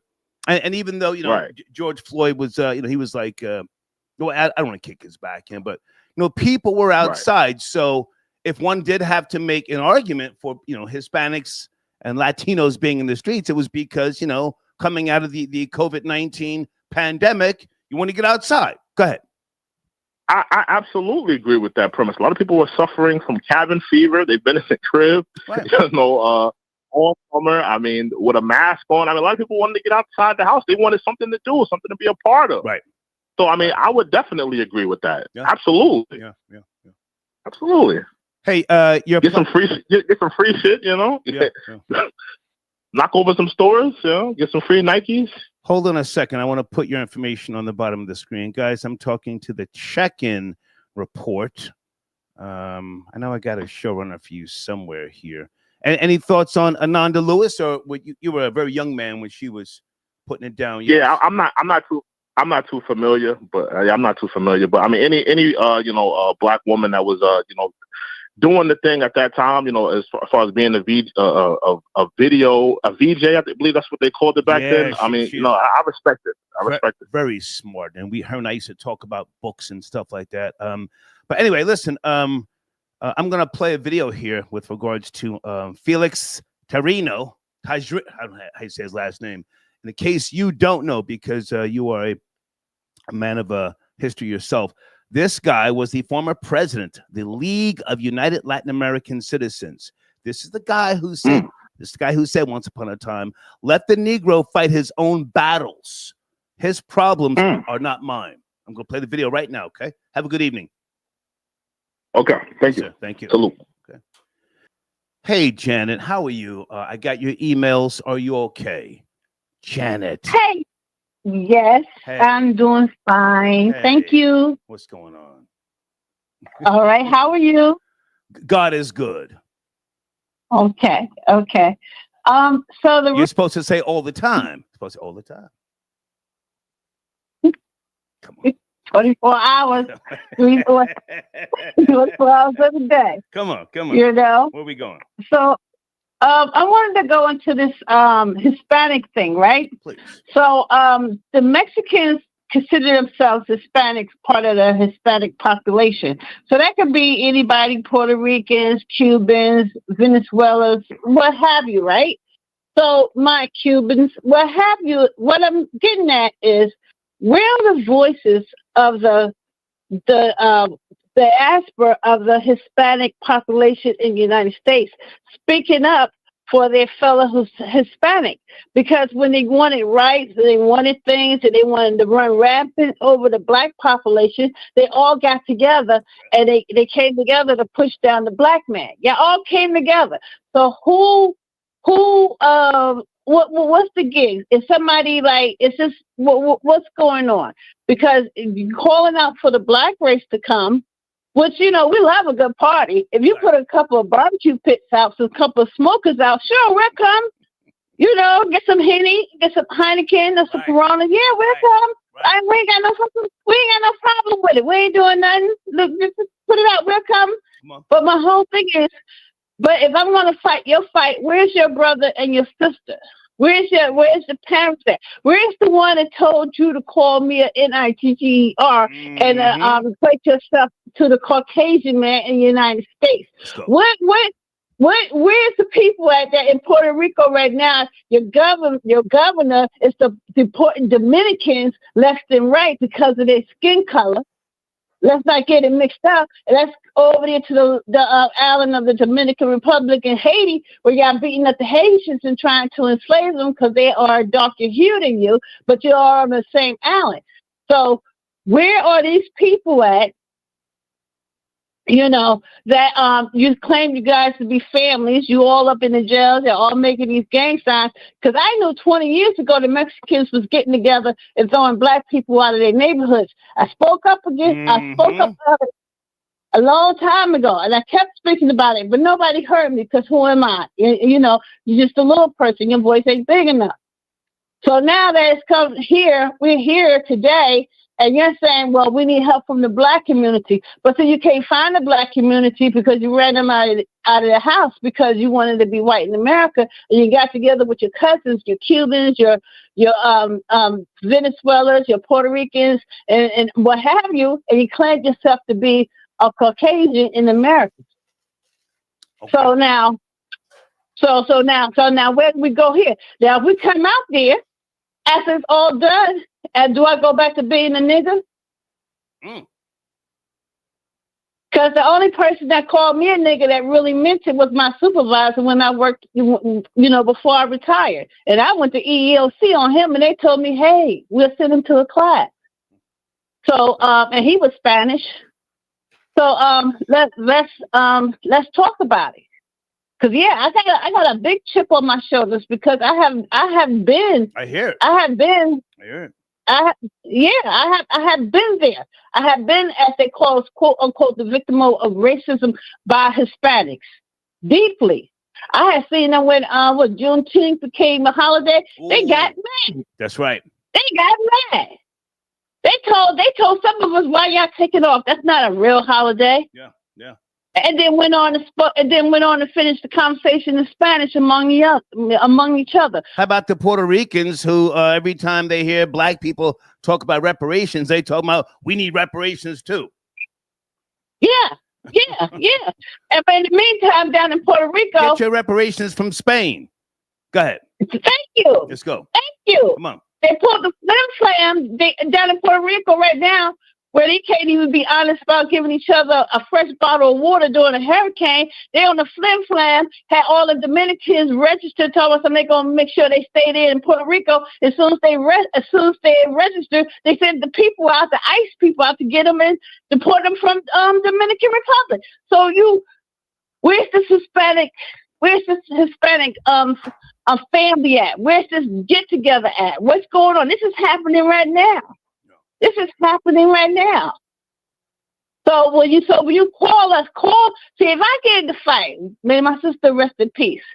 If I was to get in the fight and I get jumped, right? Now my sister she rest in peace. Well, she was on drugs, got off drugs, made a really good living afterwards. Really, really became an outstanding citizen. But I will call her. And she would come no matter where she was. And sometimes she'd bring a little friends from the streets with her. So I was good. So why ain't they doing the same thing? Why ain't they calling their sister and cousins over there in Puerto Rico, Dominican Republic, the Cubans? Why you ain't calling? Why you not calling the Colombians? Why you not calling the Venezuelans?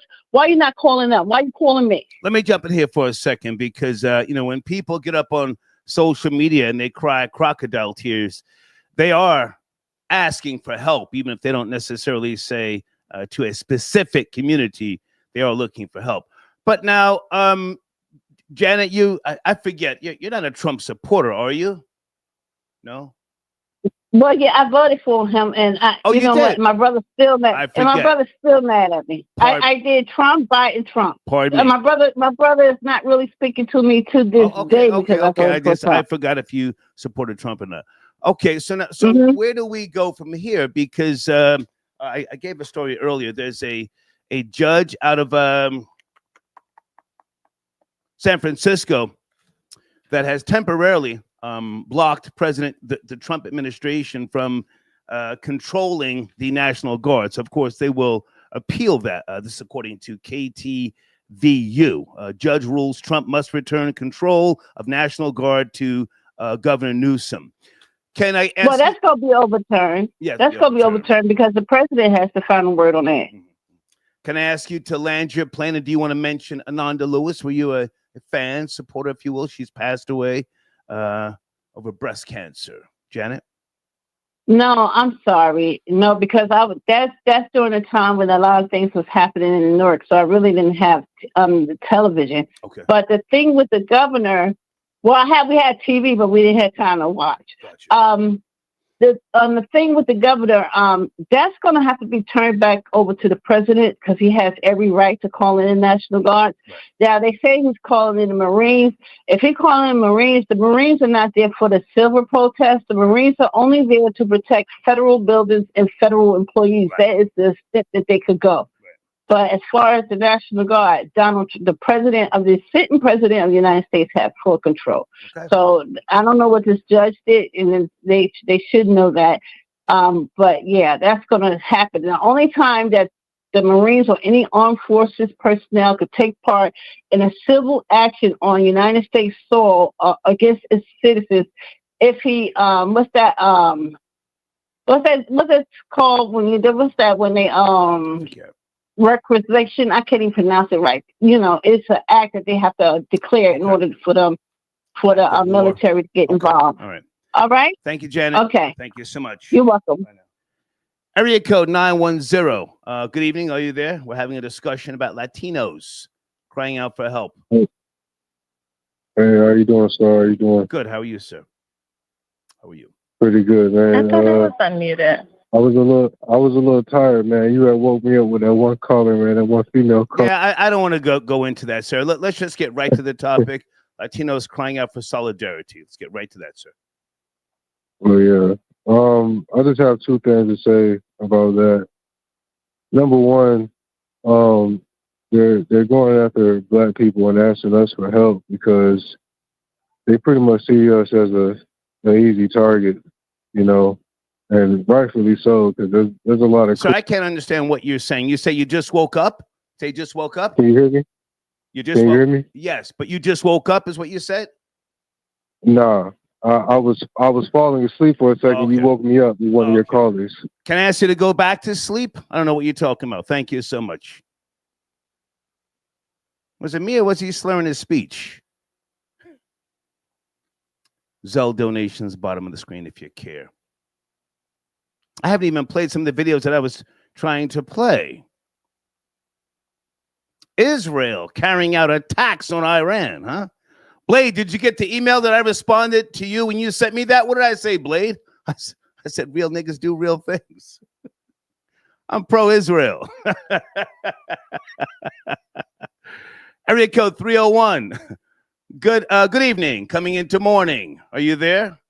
Talking about Latinos. Yes. Good evening, Star. Good evening. I'm here, Star. Hey, how are you? We black people should absolutely not stand in solidarity with the Hispanic community, the Latino community, because they seem like they have a lot of turmoil in their own community. Like I said, Latinos for Trump. That's what, especially here in the East Coast, that's what they wanted. In Miami, that's what they wanted. And a lot of the Hispanics and Latinos, when they come to the United States, they want to assimilate to white culture. As you said, as one caller had said, he said about white. There's no crime in these white countries. That's not true. I went to Dublin, Ireland, and I got somebody try to pickpocket me at the hotel I was staying at in Hilton Garden, and it was just crazy. I couldn't believe it. So there's crime all over the world now. So Ireland is not a safe place. They're suffering over there. They don't have a lot of the essential stuff that they need to survive. I mean, COVID really decimated their economy, and they haven't been able to recover. So when resources are scarce, it's common for every country to commit crimes. And so just like it was in the United States, if you go to a place and you try to buy essential items, people hoard them. They don't allow you to get them. So that's just as bad as you getting, well, I wouldn't say just as bad as getting robbed, but it's still, there's a human instinct of survival. So let me ask you a question. Do you think that the lower tier is being targeted, if you will, almost like stop and frisk used to be in New York? So now we've got, the Latino community crying, because they're being targeted. Meanwhile, blacks have been targeted for centuries in this country. Yes, I mean, to be fair. They're definitely being targeted, but they don't speak out when the higher end say, they want to better their race and their language. I don't know how to say it in the language because obviously I don't speak Spanish, but they have that. And I grew up around a lot of Latinos, and the overall sentiment that I always got from them is they always felt that they were better. Now the women are a little bit different. The women, they're I feel for them, but the men, absolutely not. We should not stand in any type of solidarity with them because they're the problem. And, they need to leave. They need to leave because they when they come here, they think they're better than everybody, and it's just not good.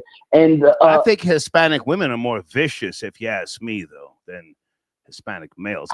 If I had to broad stroke, Hispanic females. Yeah, everybody's experience is a little bit different. I think a lot of black women feel the same way, but in my experiences, Hispanic women have always been good to me.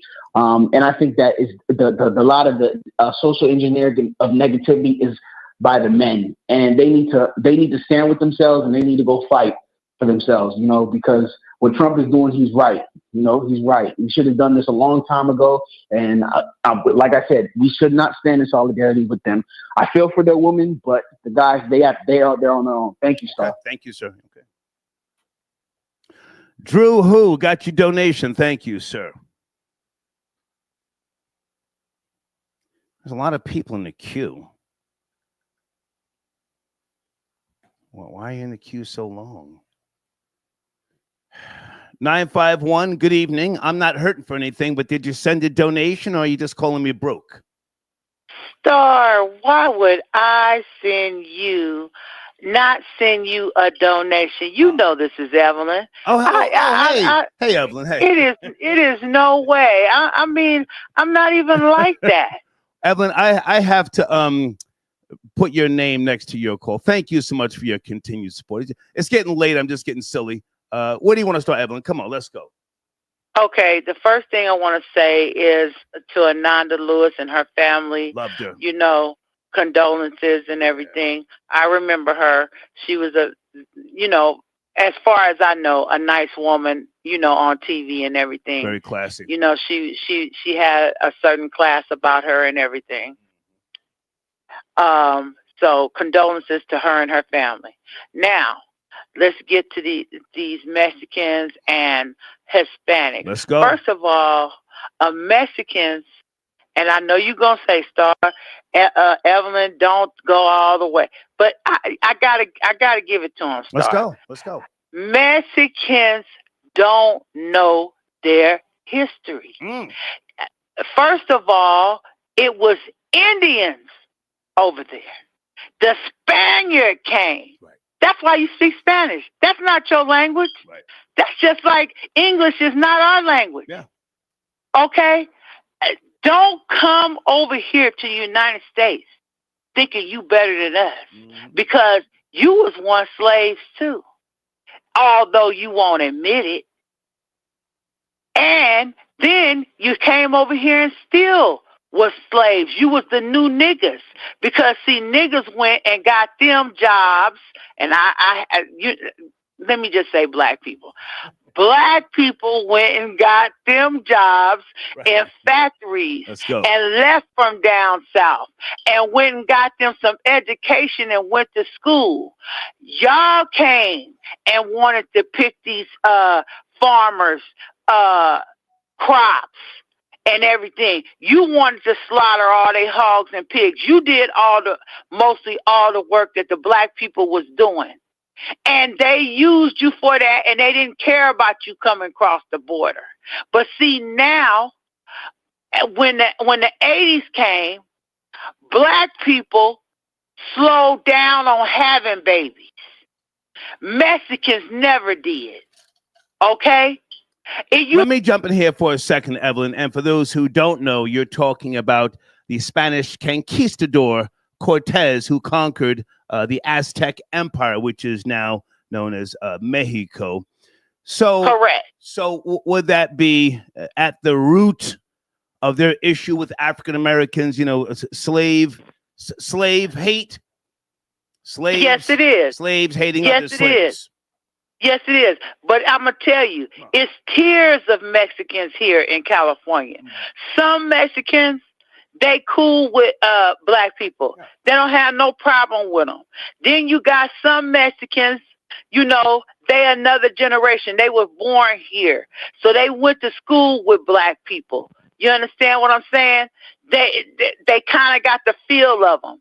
Now you got these new Mexicans that then came. They think they bet that them put some highlights in their hair and they carrying a Coach purse and got on some Coach glasses and they think they doing something. Let's go, Evelyn. See, you ain't doing. You're not doing nothing. Okay. Because we was already here. We know all the tricks. That's why you asking us right now. That's why I sent you the text. They can never win without a star. Even what they doing, they little things that they got going on across the country. Do it look like any of our stuff we ever had going on, Star? Now tell the truth. Do it. No. Do it look like?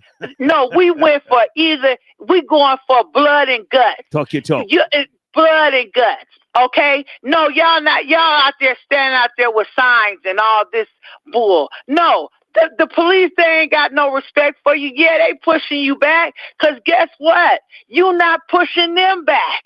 See, if it was some black people out there with you, that's why they want black people out there with them. Black people gonna get it on. To fight. All right? You understand me? You push me, I'm gonna push you. You got a billy club, guess what? I'm gonna take your billy club from you and beat your ass with it. Let's go. And guess what? You can't send us back to Mexico. Only place you can send us is to jail, the hospital, or the graveyard. That's all you can do.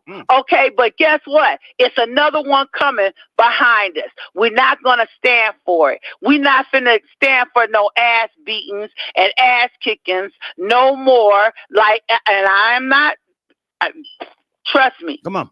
I thank God for Martin Luther King. I do. He went through a lot.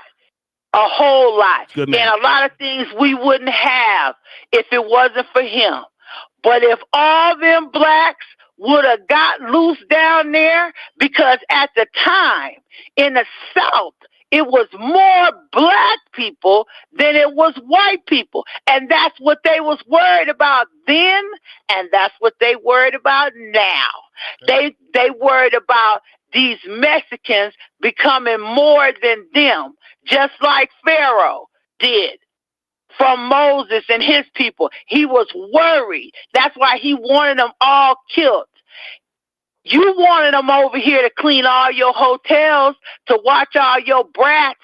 You wanted them over here to do all your landscaping. You wanted them down here to put all your concrete down.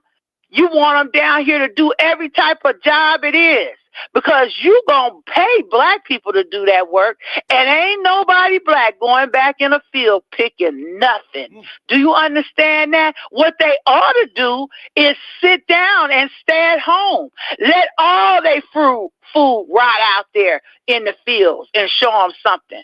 See, and then I'm bringing up Martin Luther King again. Come on. Martin Luther King had to come out here and set Cesar Chavez on the right track. Him and Dolores Horta. Okay? Had to show them what to do, how to get together. They don't have nobody to do that right now. That's why they saying, I know, I heard one of your callers talking about, oh, we don't need you black people to help us. Oh, yes, you do. Yes, you do. Yes, you do. You definitely need it. Cause see, like Janet said, I think it was Janet that said, what was it? Only white people care about bloodshed. Right, right. Okay, and just like that, that police said in Florida. Oh yeah. In Brevard County. He talking about he want to kill and send everybody to jail, but he just don't know. Now, them black people down there, they are gun holders. Yeah. Wayne Ivey, Sheriff Wayne Ivey. Go ahead. Yeah, they very much so gun holders down there. Yeah. Okay, probably more than black people out here in California. But I just want to let black people know. Get yourself together. Okay. You know, get yourself together, because when they get finished, when ICE get finished with them, all that they can send back that's legal or illegal. Because, see, they don't care. They just picking up Mexicans. They don't care if they legal or not. They sending you, and if you go back over there, we'll work it out later on. Black people is Heat St. Cloud. I got your information on the screen. Heat St. Cloud. Let me know if you want to call in. Send me an email. I'm sorry, Evelyn. I had to acknowledge that man. He's one of my sponsors. Well, listen. Okay. I appreciate. He telling me to go. It's fire, baby. No. I'm letting you spit what you got to say. I was just I had to acknowledge that sponsor. Go ahead and land your plane. Land your plane. Go ahead. Okay, I'm gonna land my plane. Watch out. For black people, watch out, because if it can happen to these Mexicans, they gonna want us to go back to these jobs, because ain't no white boy gonna get out there and pick no tomatoes, strawberries, nothing, okay? And they gonna want us to do it, and that's when the fight is gonna really get started, because black people is not going to pick nothing. I appreciate you, Evelyn. I appreciate you. Thank you, Star. Thank you so much. Bye now. Okay. Bye-bye. You've been on hold for a while. Area code 914. Thank you for your patience. Are you there? Yes, sir. How are you? Peace, God. Peace. I'm going to just touch on a little history. First of all, California was separated from Mexico because they didn't want to enslave us, and they got California so they could put us in enslavement. And the people that speak Spanish, they call themselves Spanish, are actually were enslaved. That's why they speak Spanish, so they were colonized. They were never Spanish. I've only met one Spanish person in 58 years from Spain. They don't even acknowledge the Hondurans, the Colombians, the Puerto Ricans, the Dominicans. All these people that call themselves Spanish have no origin to Spain. They are original people. Thus, we should all get together because we would outnumber them. When they tell you we outnumber them 11-1, we're talking about all the original nations and all of the original people. They are descendants of melanated people. They want to act like they're not, but they are melanated people. They get over here and say they're Spanish. You're not Spanish. You speak Spanish. You were forced to speak Spanish.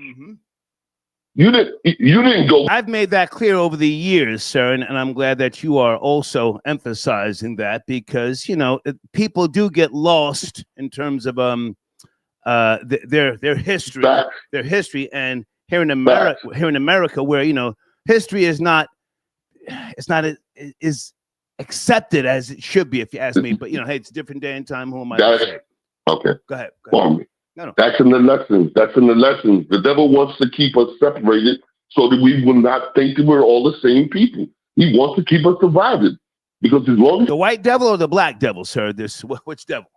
Well, the black devil's the worst devil. Yeah, I was about to say. The black devil's the worst devil. Well, agreed. But the Caucasian man knows that if he spins us around and has us hating on these people that are just like us, technically, because they were conquered, colonized, forced into Christianity and Catholicism, taught a new language, and they never got to speak the real language because most of them are descendants of natives, which is indigenous, and there's indigenous people everywhere.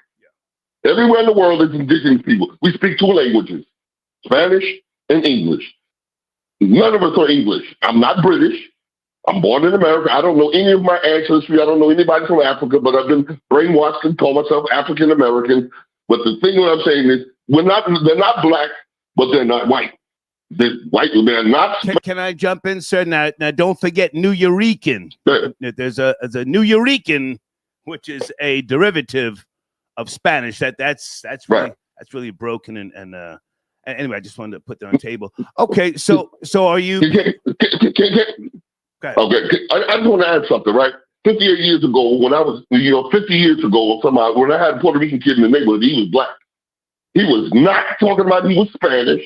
He was black. He hung out with us, and he grew up in black culture, and he never did once say, I'm Puerto Rican. But then when it became masses and masses of them, because they breed more than we do, they became their own separate identity, and they went off and tried to be Eurocentric. You will never be accepted by them.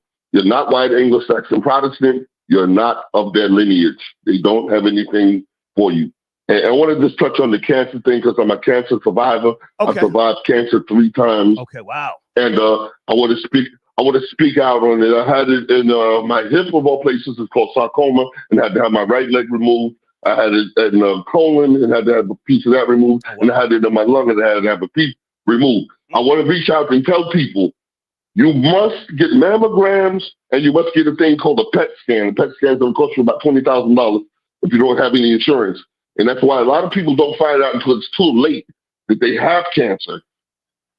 A lot of black people don't know I didn't know that my family history. Had I known, I would have been able to process and get the treatment I needed before I had to lose my leg. But your doctor is not going to tell you. If you have it in your lineage,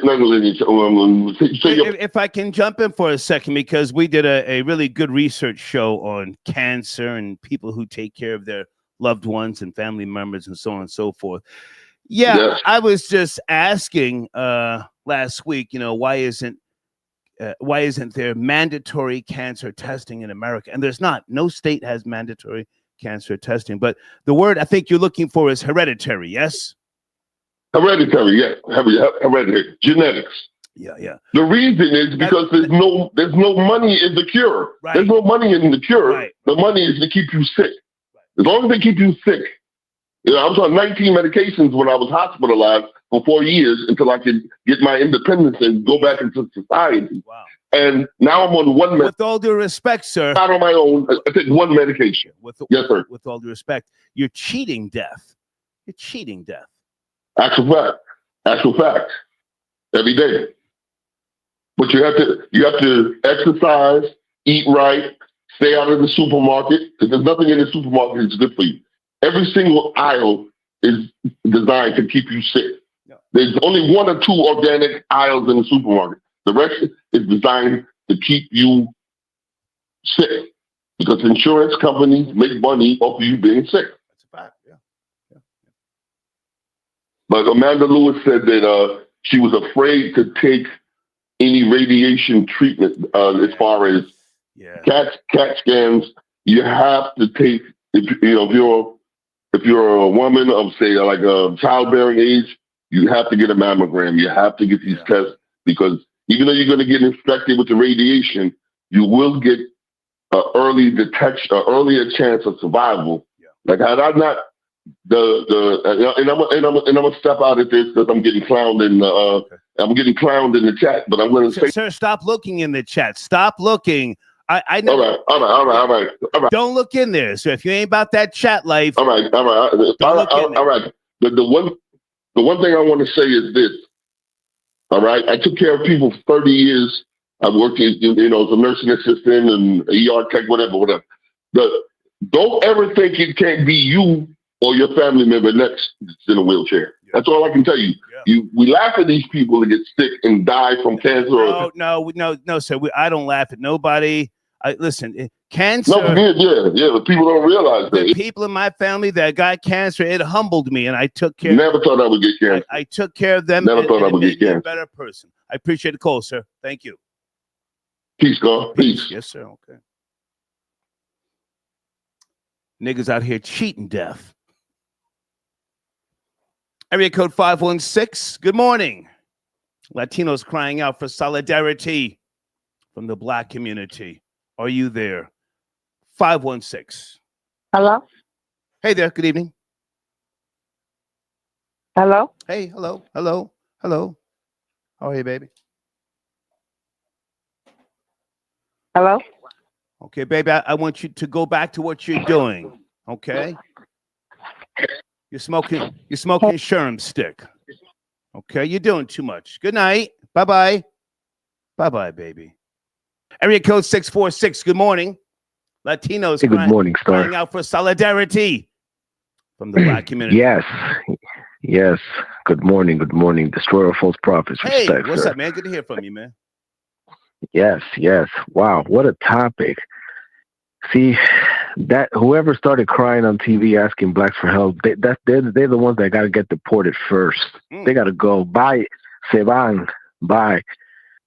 My daddy would be rolling over in his grave, telling him, Dad, these people asking Morenos for help? Are you kidding me? Did they? Last time I checked, nobody crosses the border to identify as black. Right. Last time I checked, I don't know who these dudes is. They gotta go.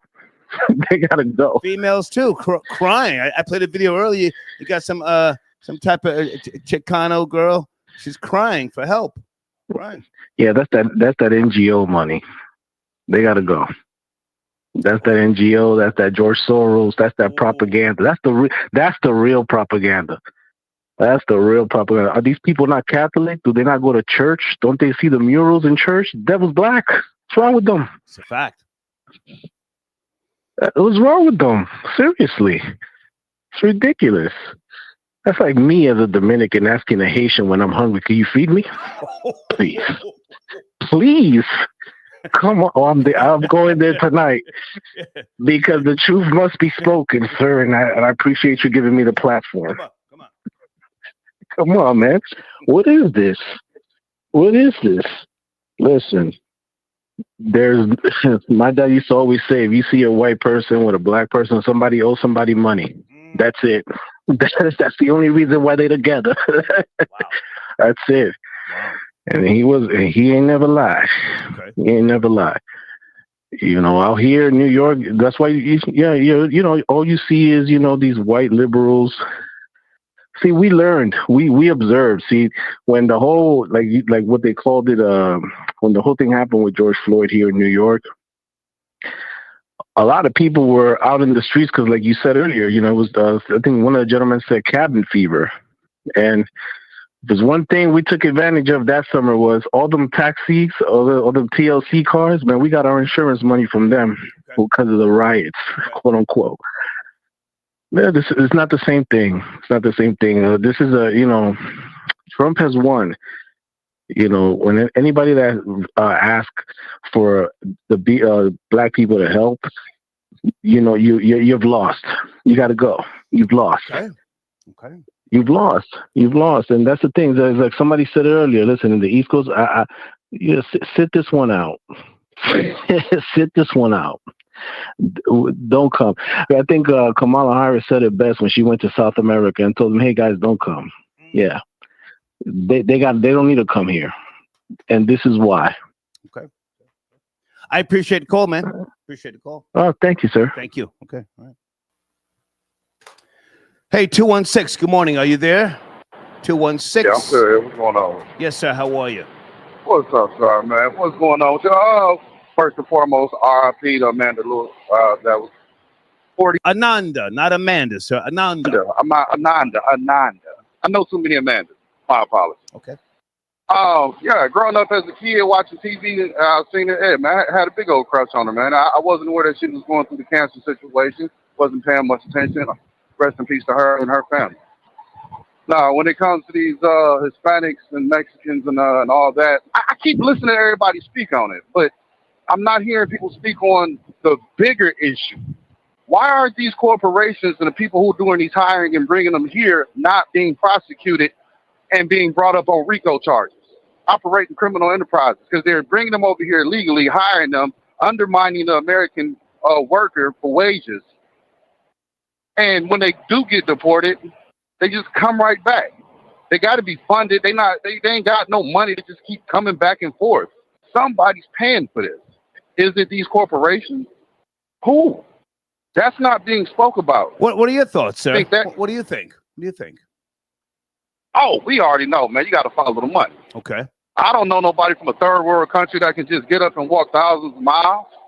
Man, somebody's funding that. Now, is it Walmart or whoever else? I don't know. But if you're going to home, they said, what was it? Tom Holton. He said the reason why they executed that warrant that they were already tracking criminal activity of a couple people of interest at that Home Depot. So safe to say Home Depot might be in bed with some type of criminal enterprise. You put a RICO case on Diddy. We need to put some RICO cases on these major corporations sitting here funding these things. That might be in the very near future. I don't agree with people who have been here 10, 20, 30, 40, 50 years who have allowed their visas to expire and never went and got their green card. Okay. I do give mad respect to those because most people want to come and earn an honest living and don't want to bother nobody for the most part. I will be acknowledgeable about that. Yes. But if you've been here for this long of a time and you haven't renewed or applied, I don't really care if you get deported. Once again. So you're staying home, sir. You're not getting out there in the streets and getting hit upside the head and throwing bricks. Man, look, you ain't doing all that. I'm from Cleveland. I'm from born and bred Cleveland, Ohio, man. B1 FBA. Okay. Hey, this ain't our fight. Okay. I'm sitting back eating popcorn, trying to save all the big booty Latino women. I'll save you, baby. Come to me. I appreciate the call, man. Thank you. Outside of that, enjoy. Yes, sir. Okay. Vance. Okay, I got your donation. Vance says, Star, why do you always say the worst devil is a black devil?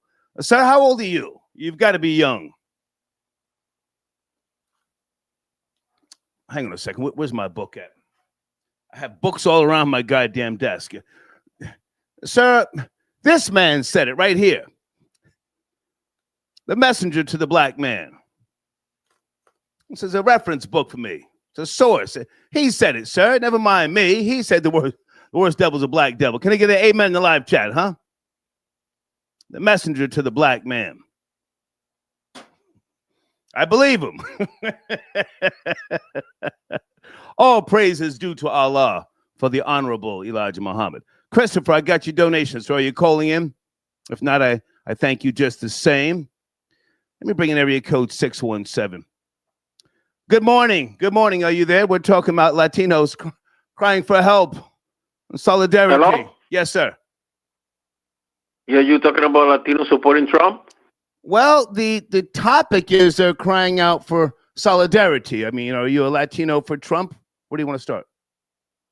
No, I'm not for Trump. Okay. But I think that the issue is bigger than just the deportations, because how will this thing escalate? Okay. And the next that they're gonna get is black people. Say that again. These issues always escalate. Okay. And the next that they're gonna get is black people.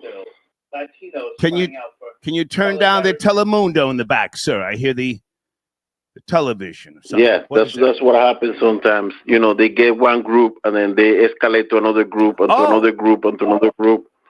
Oh, you're saying the blacks are next. You're saying the blacks are next. Yeah, there could be a possibility. I mean, Trump was talking about sending criminals to, U.S. citizen criminals to El Salvador, to CCOP.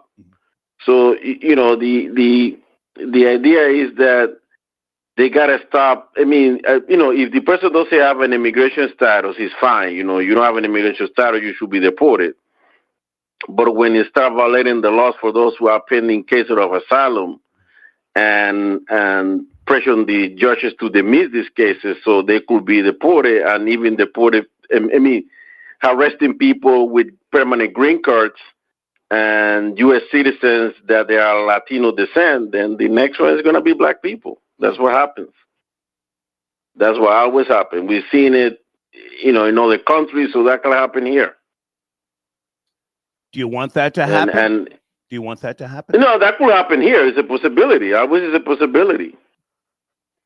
I'm not saying that black people should, be solidarity with Latinos, because some black people, when they have their problems, Latinos don't go after, like with the George Floyd situation, Latinos did not go and assist black people. It was the white people who went and protest with them in the streets. So I'm not saying that, but I'm saying that, things usually escalate from one point to another. Were you out in the streets protesting on behalf of George Floyd yourself? Were you out there?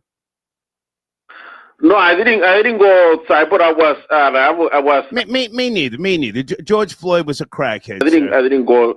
I live in Boston, so we didn't have it wasn't like that, like in other cities. It was more under control. Yeah. But what they did to the man, it was wrong. And because he was a crackhead, sir, and he was high. Hang on, let's take our time. He was a crackhead and he was high. He was doing that little dance. No, he was not. But even sir, let's be honest, okay? George Floyd, was not some honest, hardworking person. I'm not saying he deserved. I'm not saying he deserved to be treated the way he was treated. But no, I was not in the streets for him either. Okay, but now hang on a second. Are you born and raised in this country, or did you come here on? I've been here for a while, but let me explain to you why George Floyd, his death opened so many doors. You gave me a chance, I could explain. Yes, to sir. you. Please come on. Okay, so yes, the guy had a rap sheet, a negative rap sheet. He did some bad things. But what they did to him was illegal. What they did to him, he already had the handcuffs. Yeah. The guy put his knee on his neck, and that was the result of his death. It wasn't nothing because of drug. It was because of education. The second thing that happened is we're trying to pass police reform in this country since when they beat up Rodney King in 1992. There have been so many incidents with police and black people and others. Hang on a second. So I have to jump in. Hold on. Rodney King was a drug addict high on PCP, and he wouldn't comply. Sir, hold on. Rodney King was high, sir, on PCP, and they were trying to get him to stay still and comply. Now, yes, there were riots. Things got out of control. But now, where are you from? You say you were born where, and then you came here? Yeah, I'm from Panama, but I think that's irrelevant. No, but what they did to Rodney. So you okay that they should beat him the way they beat him up? Niggas get beat, shot, and killed every day, sir. Rodney King was on PCP. That's a fact. Yeah, but that does not mean that. So what you're saying is it's okay that because somebody's on drugs, the police should mistreat him and beat him badly when the guy did not. I mean, the reason that he was fighting back because he was getting beat. I mean, these police officers have tasers. They could have used all type No, sir. Rodney King wasn't fighting back. He had PCP in his system, and he couldn't stay still. To be clear. Yeah, but I mean, you're gonna tell me 5 police officers could not jump on him and put the handcuffs on him? They had to beat him. Look, even the on cop, the cop from the same police department were turning each other in. They're saying that what they did was wrong. What is like? Okay, if somebody doesn't have an immigration status, okay, they should deport him. The way that immigration is going about deporting people is like this guy like neo-Nazis, man. Yeah. They see somebody. They first of all, immigration is not if you cross the border illegally, it's not a felony. It's a civil violation. So why are they sending people to go and get? I mean, one thing that they come and get you is you have like a letter of removal. Like, okay, you should be removed out of the country because you are not legal. They should remove you. Fine. They go to your house with a warrant. These people are stopping people in the streets, gas station, Home Depot. Hang on a second, sir. Thank you, Deeds. Yes, Abner Louima. That's the man who was violated by Justin Volpe. Now, that was wrong. That was wrong. All right, so, sir, let me respond. I appreciate your call. I'm going to let you land your plane. So you're saying the Trump administration, ICE, snatching people out of their homes. Oh, that's illegal. Well, you know, we have to find out who's legal. You may not like the process, but now in this country here, there were laws for many, many years where black people had to be in by sundown. They even had sundown towns, and you couldn't go into certain areas or you would be legally lynched. Fathers, uncles, sons would go into a town. If they looked at a Caucasian person, they were lynched. So to answer your question, sir, with all due respect, am I sitting here? But why we don't have those laws anymore? Sir, I'm trying to answer the question. I'll let you land your plane. So with regards to, am I sitting here now in today's day and time shedding a tear? No, I'm trying to be, compassionate, but I'm not going to be blind to history in this country and black people. But go ahead and land your plane. I appreciate your patience and your call. Thank you. Go ahead and land your plane.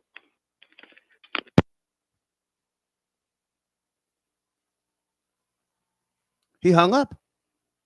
I didn't hang up on him. He hung up. Did your battery die? Florida Boy J was cracking, homie. No, I told you I was running a live stream. I couldn't sit on the phone for an hour. Oh, okay. You movie shaking and popping. Yeah. What's cracking, Florida Boy J? I had to finish the show, man. But come on. Yeah. Now that I'm back, we gotta like I said, just we hear these people saying how tough they are, how they come from over here.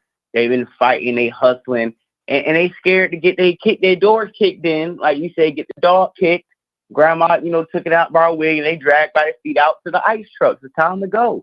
Nobody forced you here to be prosecuted and beat down. You came over here illegally. You thought it was sweet. You sit over here for years, popping off at the gums, thinking you can't be touched, thinking you were a special class of people, and you're getting your wake-up call, and let's see how tough you are. Let's see how resilient you are.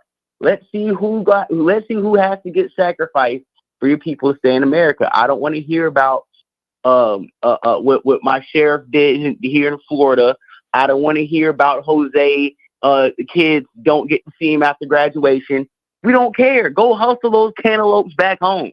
Stay with me for a second. Area code 559. Good morning. We're having a discussion about the Latinos crying out for solidarity. Yeah, what's going on, man? Yes, sir. Yeah, no. Hey, me and you, we about the same age. you know, and I want to bring a Hispanic point of view to all this. Okay. So, look, man, a lot of people don't know that both sides is getting played. This some 5D gamesmanship right here. And they playing this all against each other. And it's just not going to stop. For hundreds of years, both sides have been getting played. How did anyone believe that all of a sudden the game stopped and somehow we became liberated? We were never liberated. The people in power, they ain't never going to let their thumbs up on any of us. Right now, what we witnessing, man, this is next level game type shit. When they unleashed COVID, man, everybody fell in boot step real quick. Like, I was surprised. I was shocked on how quickly everybody broke that shit down. Sir, can I ask you to watch the language? You've already used profanity twice. Yeah. I apologize. I apologize for that. It's okay. Okay. So, I mean, people was talking about where's the water. Did you not think that there was a hose outside? That there was a faucet? I mean, come on, man. People nowadays, especially this young generation, that don't bother to learn about the past.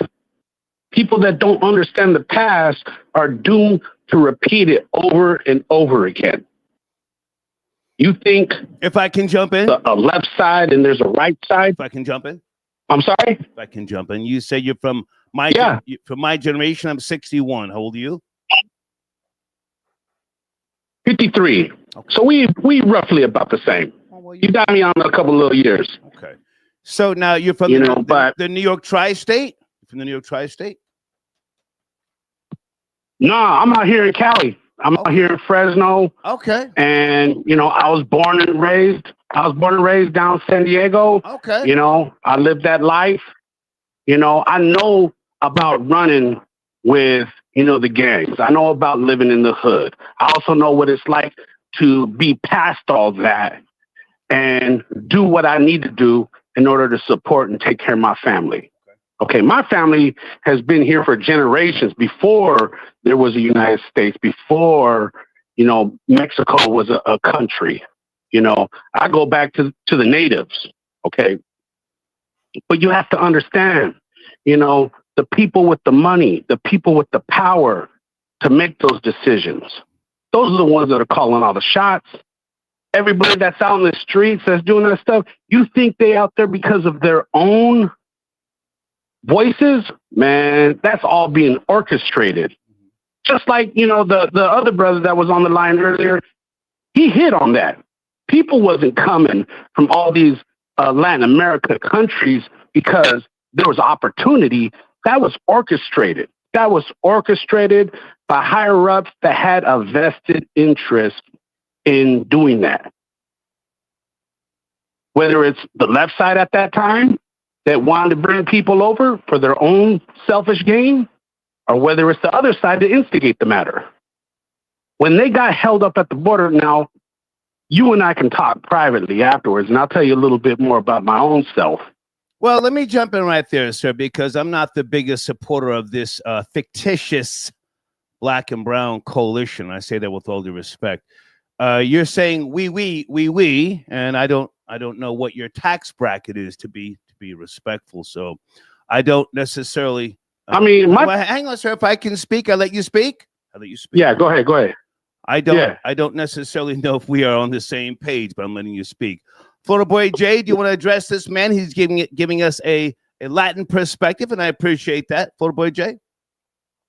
Yeah, this is the Modelo perspective, because I don't understand why these people think that they own Mexico longer than the prison sentence. I mean, do you own these people? Mexico had whatever land they claim was old America, whatever they want to call this little fairy tale. They owned it for 20 years. 20 years, then sold it for a bag of chicken to America during the Louisiana Purchase. Like, you never had Mexico for 20,000 years and you was sitting up there. No, that was Spain territory. Then they gave it up to you to see what you was gonna do with it, and then you got your chain snatched. You ain't getting your lick back. You're going back home. I don't want to hear none of this black and brown. Oh, it was orchestrated. No, it wasn't. You were lazy, and you came up here for a better ride and to kick your feet up and to point at everything. Well, he was born here. Hard Boy Jay, this to get man, here. this man was born in Fresno. You say yes, sir? Right? Born in Fresno. Yep, I don't believe him. Yep, I don't believe him. Okay. So now what? Look, bruh. Okay. I mean, you ain't gotta believe me. You know, I represent. I represent 559, man. Buddy. Okay, I represent 559 now. One at a time. One at a time. Go ahead, sir. Hey, you have the floor. Sir. You free. Look. You free to feel however you want to feel. That's your right, man. Okay, but when you look at the bigger picture, everybody getting played. I'm not saying whether there should be black and brown coalition or there shouldn't. What I'm saying is be thoughtful. Be thoughtful about what you see and what you hear. Be extremely thoughtful because not everything you see and hear is the truth. Just because it goes against how you believe doesn't make it necessarily true either.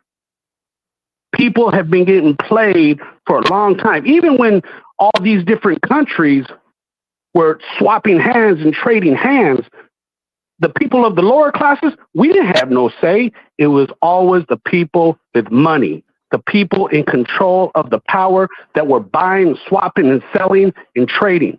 If I can jump in, sir. Now I respect. Hang on. Let me just respond, and I'll go to your floor, Boy Jay. So I can respect your wisdom. Now you say you're in your early 50s, but there was a time when you said you were down in San Diego. Might you have been down there? Yep. Selling drugs in Mission Bay Park? No, down there, East Dago, Southeast, Logan Heights, all that, man. Okay? Got him. Look. Hang on. Sir, can I ask you a question? Can I ask you a question? And then I'll go back to you. Just hang on. We're just having a conversation. Yeah. So once upon a time, you were down in San Diego, moving, shaking, and popping. It was somewhere around the Mission Bay Park area.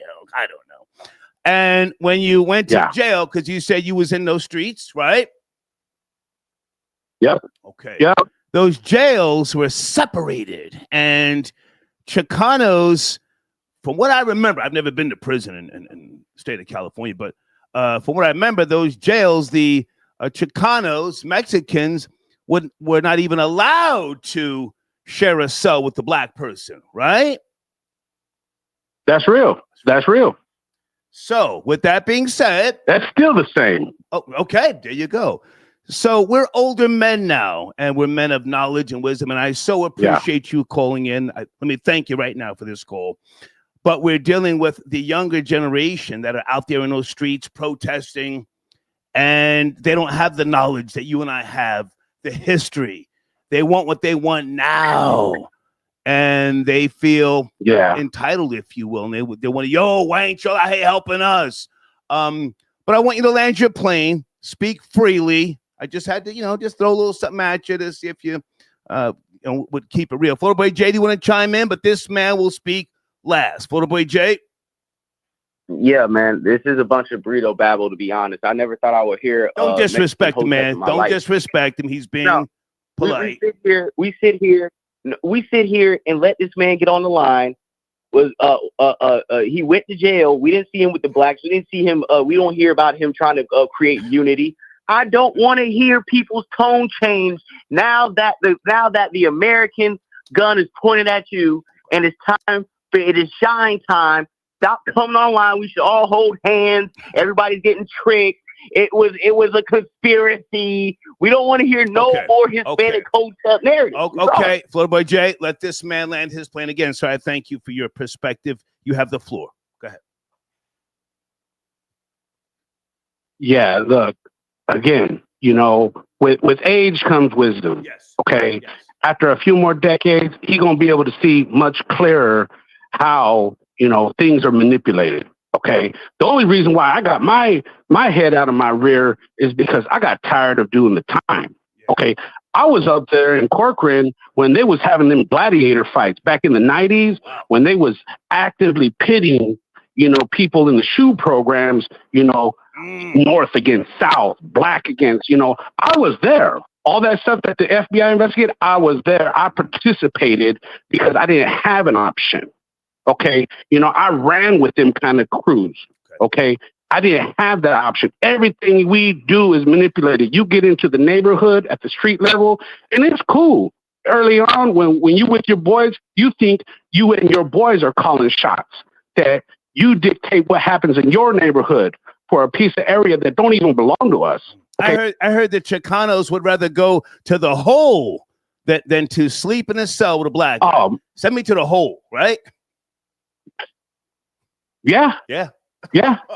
You get people that say, nowadays though, but not now. Watch. I'm gonna share a little bit of knowledge. Okay. Come on. Back in the days when you would go into the Department of Corrections, the CDC, in the joint in California, right? You had to go through a process of being interviewed by gang detail. Okay. And the way that is they check your background, everything. They want to know who you ran with. They knew everything about you, and they put you in with the people that you're supposed to be with. Right? After a while, they changed that. You didn't have to go through, classification, all that gang detail stuff. Right? They just asked you when you got off the bus. You going to the main line, or you going to the dropout? Okay. So I appreciate the call. Thank you so much. Exploded. Yep. Thank you. Sir. Yes, stay sir. up. So stay up. Okay. That's a good call, man. Tapping in. And he kept it real. I have never been to the penitentiary, Florida Boy J, but I used to hear back in the 90s, those Chicanos would rather go to the hole, solitary confinement, rather than to share a bunk with a nigga, a moreno. Fuck out of here. Hey, and they side with the whites every time they go in there. So what we talking about? Y'all don't want to hear that. No, they had their own thing. It wasn't about siding with the whites. They had their own power structure. But I ain't sleeping in no cell with no goddamn moreno. Fuck out of here. Hey, man, I'm going to shut this down soon. Unless you want to finish up with the calls with me, Florida Boy J. What do you want to do? Yeah, definitely. I want to finish up the calls. And really quick, I went live with some Red Bones last night, real late last night. I just took the video. Yeah. Ain't no niggas be hating, but they be at the house by themselves. Right. But sorry, I went live. And I took the video from private to public, so it's public on my YouTube right now. It's the third video. So if anybody wants to go watch that, go ahead. I'm gonna go back on mute. Hang on, that's area code 310. Good morning. Are you there? 310. Yeah, I'm here. Yes, sir. How are you? What's good, Star? I'm gonna just get to the point, man. Us black folks don't need to be messing with these people. I'm gonna just say for this one reason, because they voted for it. Now, if this was just some inhumane stuff, the government is just picking on them and everything, and it wasn't no votes involved, cool. We can march with them for the human rights, whatever. But since they voted for this, and it was many black women telling them, hey, this ain't the way to go. And even black men were telling them, even though there were some black men that voted for Trump because they didn't want the illegals in here, but still black folks were telling them, this dude ain't it. And they voted for this dude because they did not want to see a colored woman in office. And it backfired on them. So we don't have no reason to mess with them. And then also, too, before one of y'all stated it, I wanted to ask this. If we were to help them, are the jail politics going to change? Hell no. I went to the county. Oh, did you? Exactly. Where? In California? In California? In California, yeah. God. In Orange County. Where they even deeper at. Can you break that down? What is county jail like? At Los Angeles County or where? Yeah, I was in Orange County. Okay. Come on. So it's even more essays or Hispanics. Let me not say essays. It's more Hispanics in Orange County that really run the streets more than LA. So we were outnumbered. I got in a riot, and you know who the Mexicans sided with? The white boys. Okay. The Aryan Nation. Mm-hmm. It was like 100 of them against no more than 20 blacks, and we held it down. So none of the prison politics is going to change, but they want us to help their asses on these streets. Get out of here. Once again, they voted for this. Now, if a couple of blacks want to go out there and help them out and march with them, cool. But for the most part, majority of us need to just fall back and chill. This is not our battle. I appreciate the call, sir. Thank you so much. Okay, stay with me, Photo Boy Jay. Guys, let me see if we can try something here. Who's on 908? 908, are you there? You ready? 908? Yes, no, maybe? Yeah, I'm here. Yes, sir. Good morning. How are you? Yes, I'm here. Good morning, sir. What do you want to start? Good morning. Yes, I'm good, man. I just want just I guess the elephant in the room, because there is division, but I'm gonna be honest with you. As a Hispanic, you know, you got to throw it out there, man. There's racism there.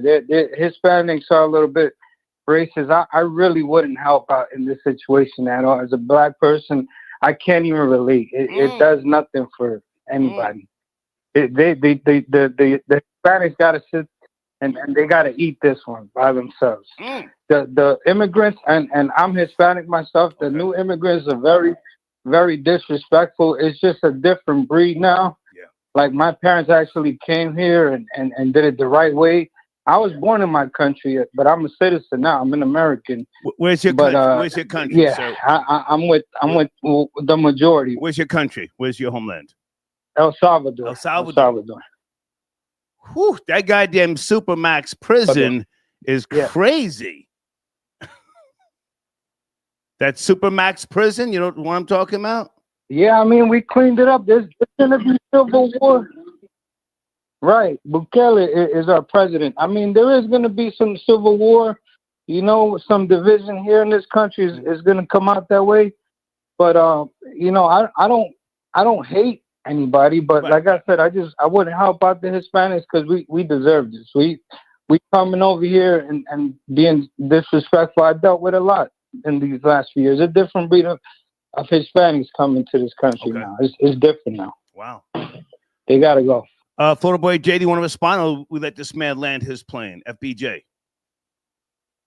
My only response will be that I appreciate him just being honest and just saying how it is and not coming on the line acting so surprised and woe is me and why can't we. Like, all I'm asking, that's the only thing. All we're asking for is transparency and honesty, and let's have a discussion. But when you come on the line, or when you just try to come on the internet with bad faith arguments or acting like I ain't do nothing, and that's when you get the victory all. Okay. And I'm going to pass it back. But I appreciate the call and his perspective. Sir, I thank you for your call. Have a good evening. Thank you so much.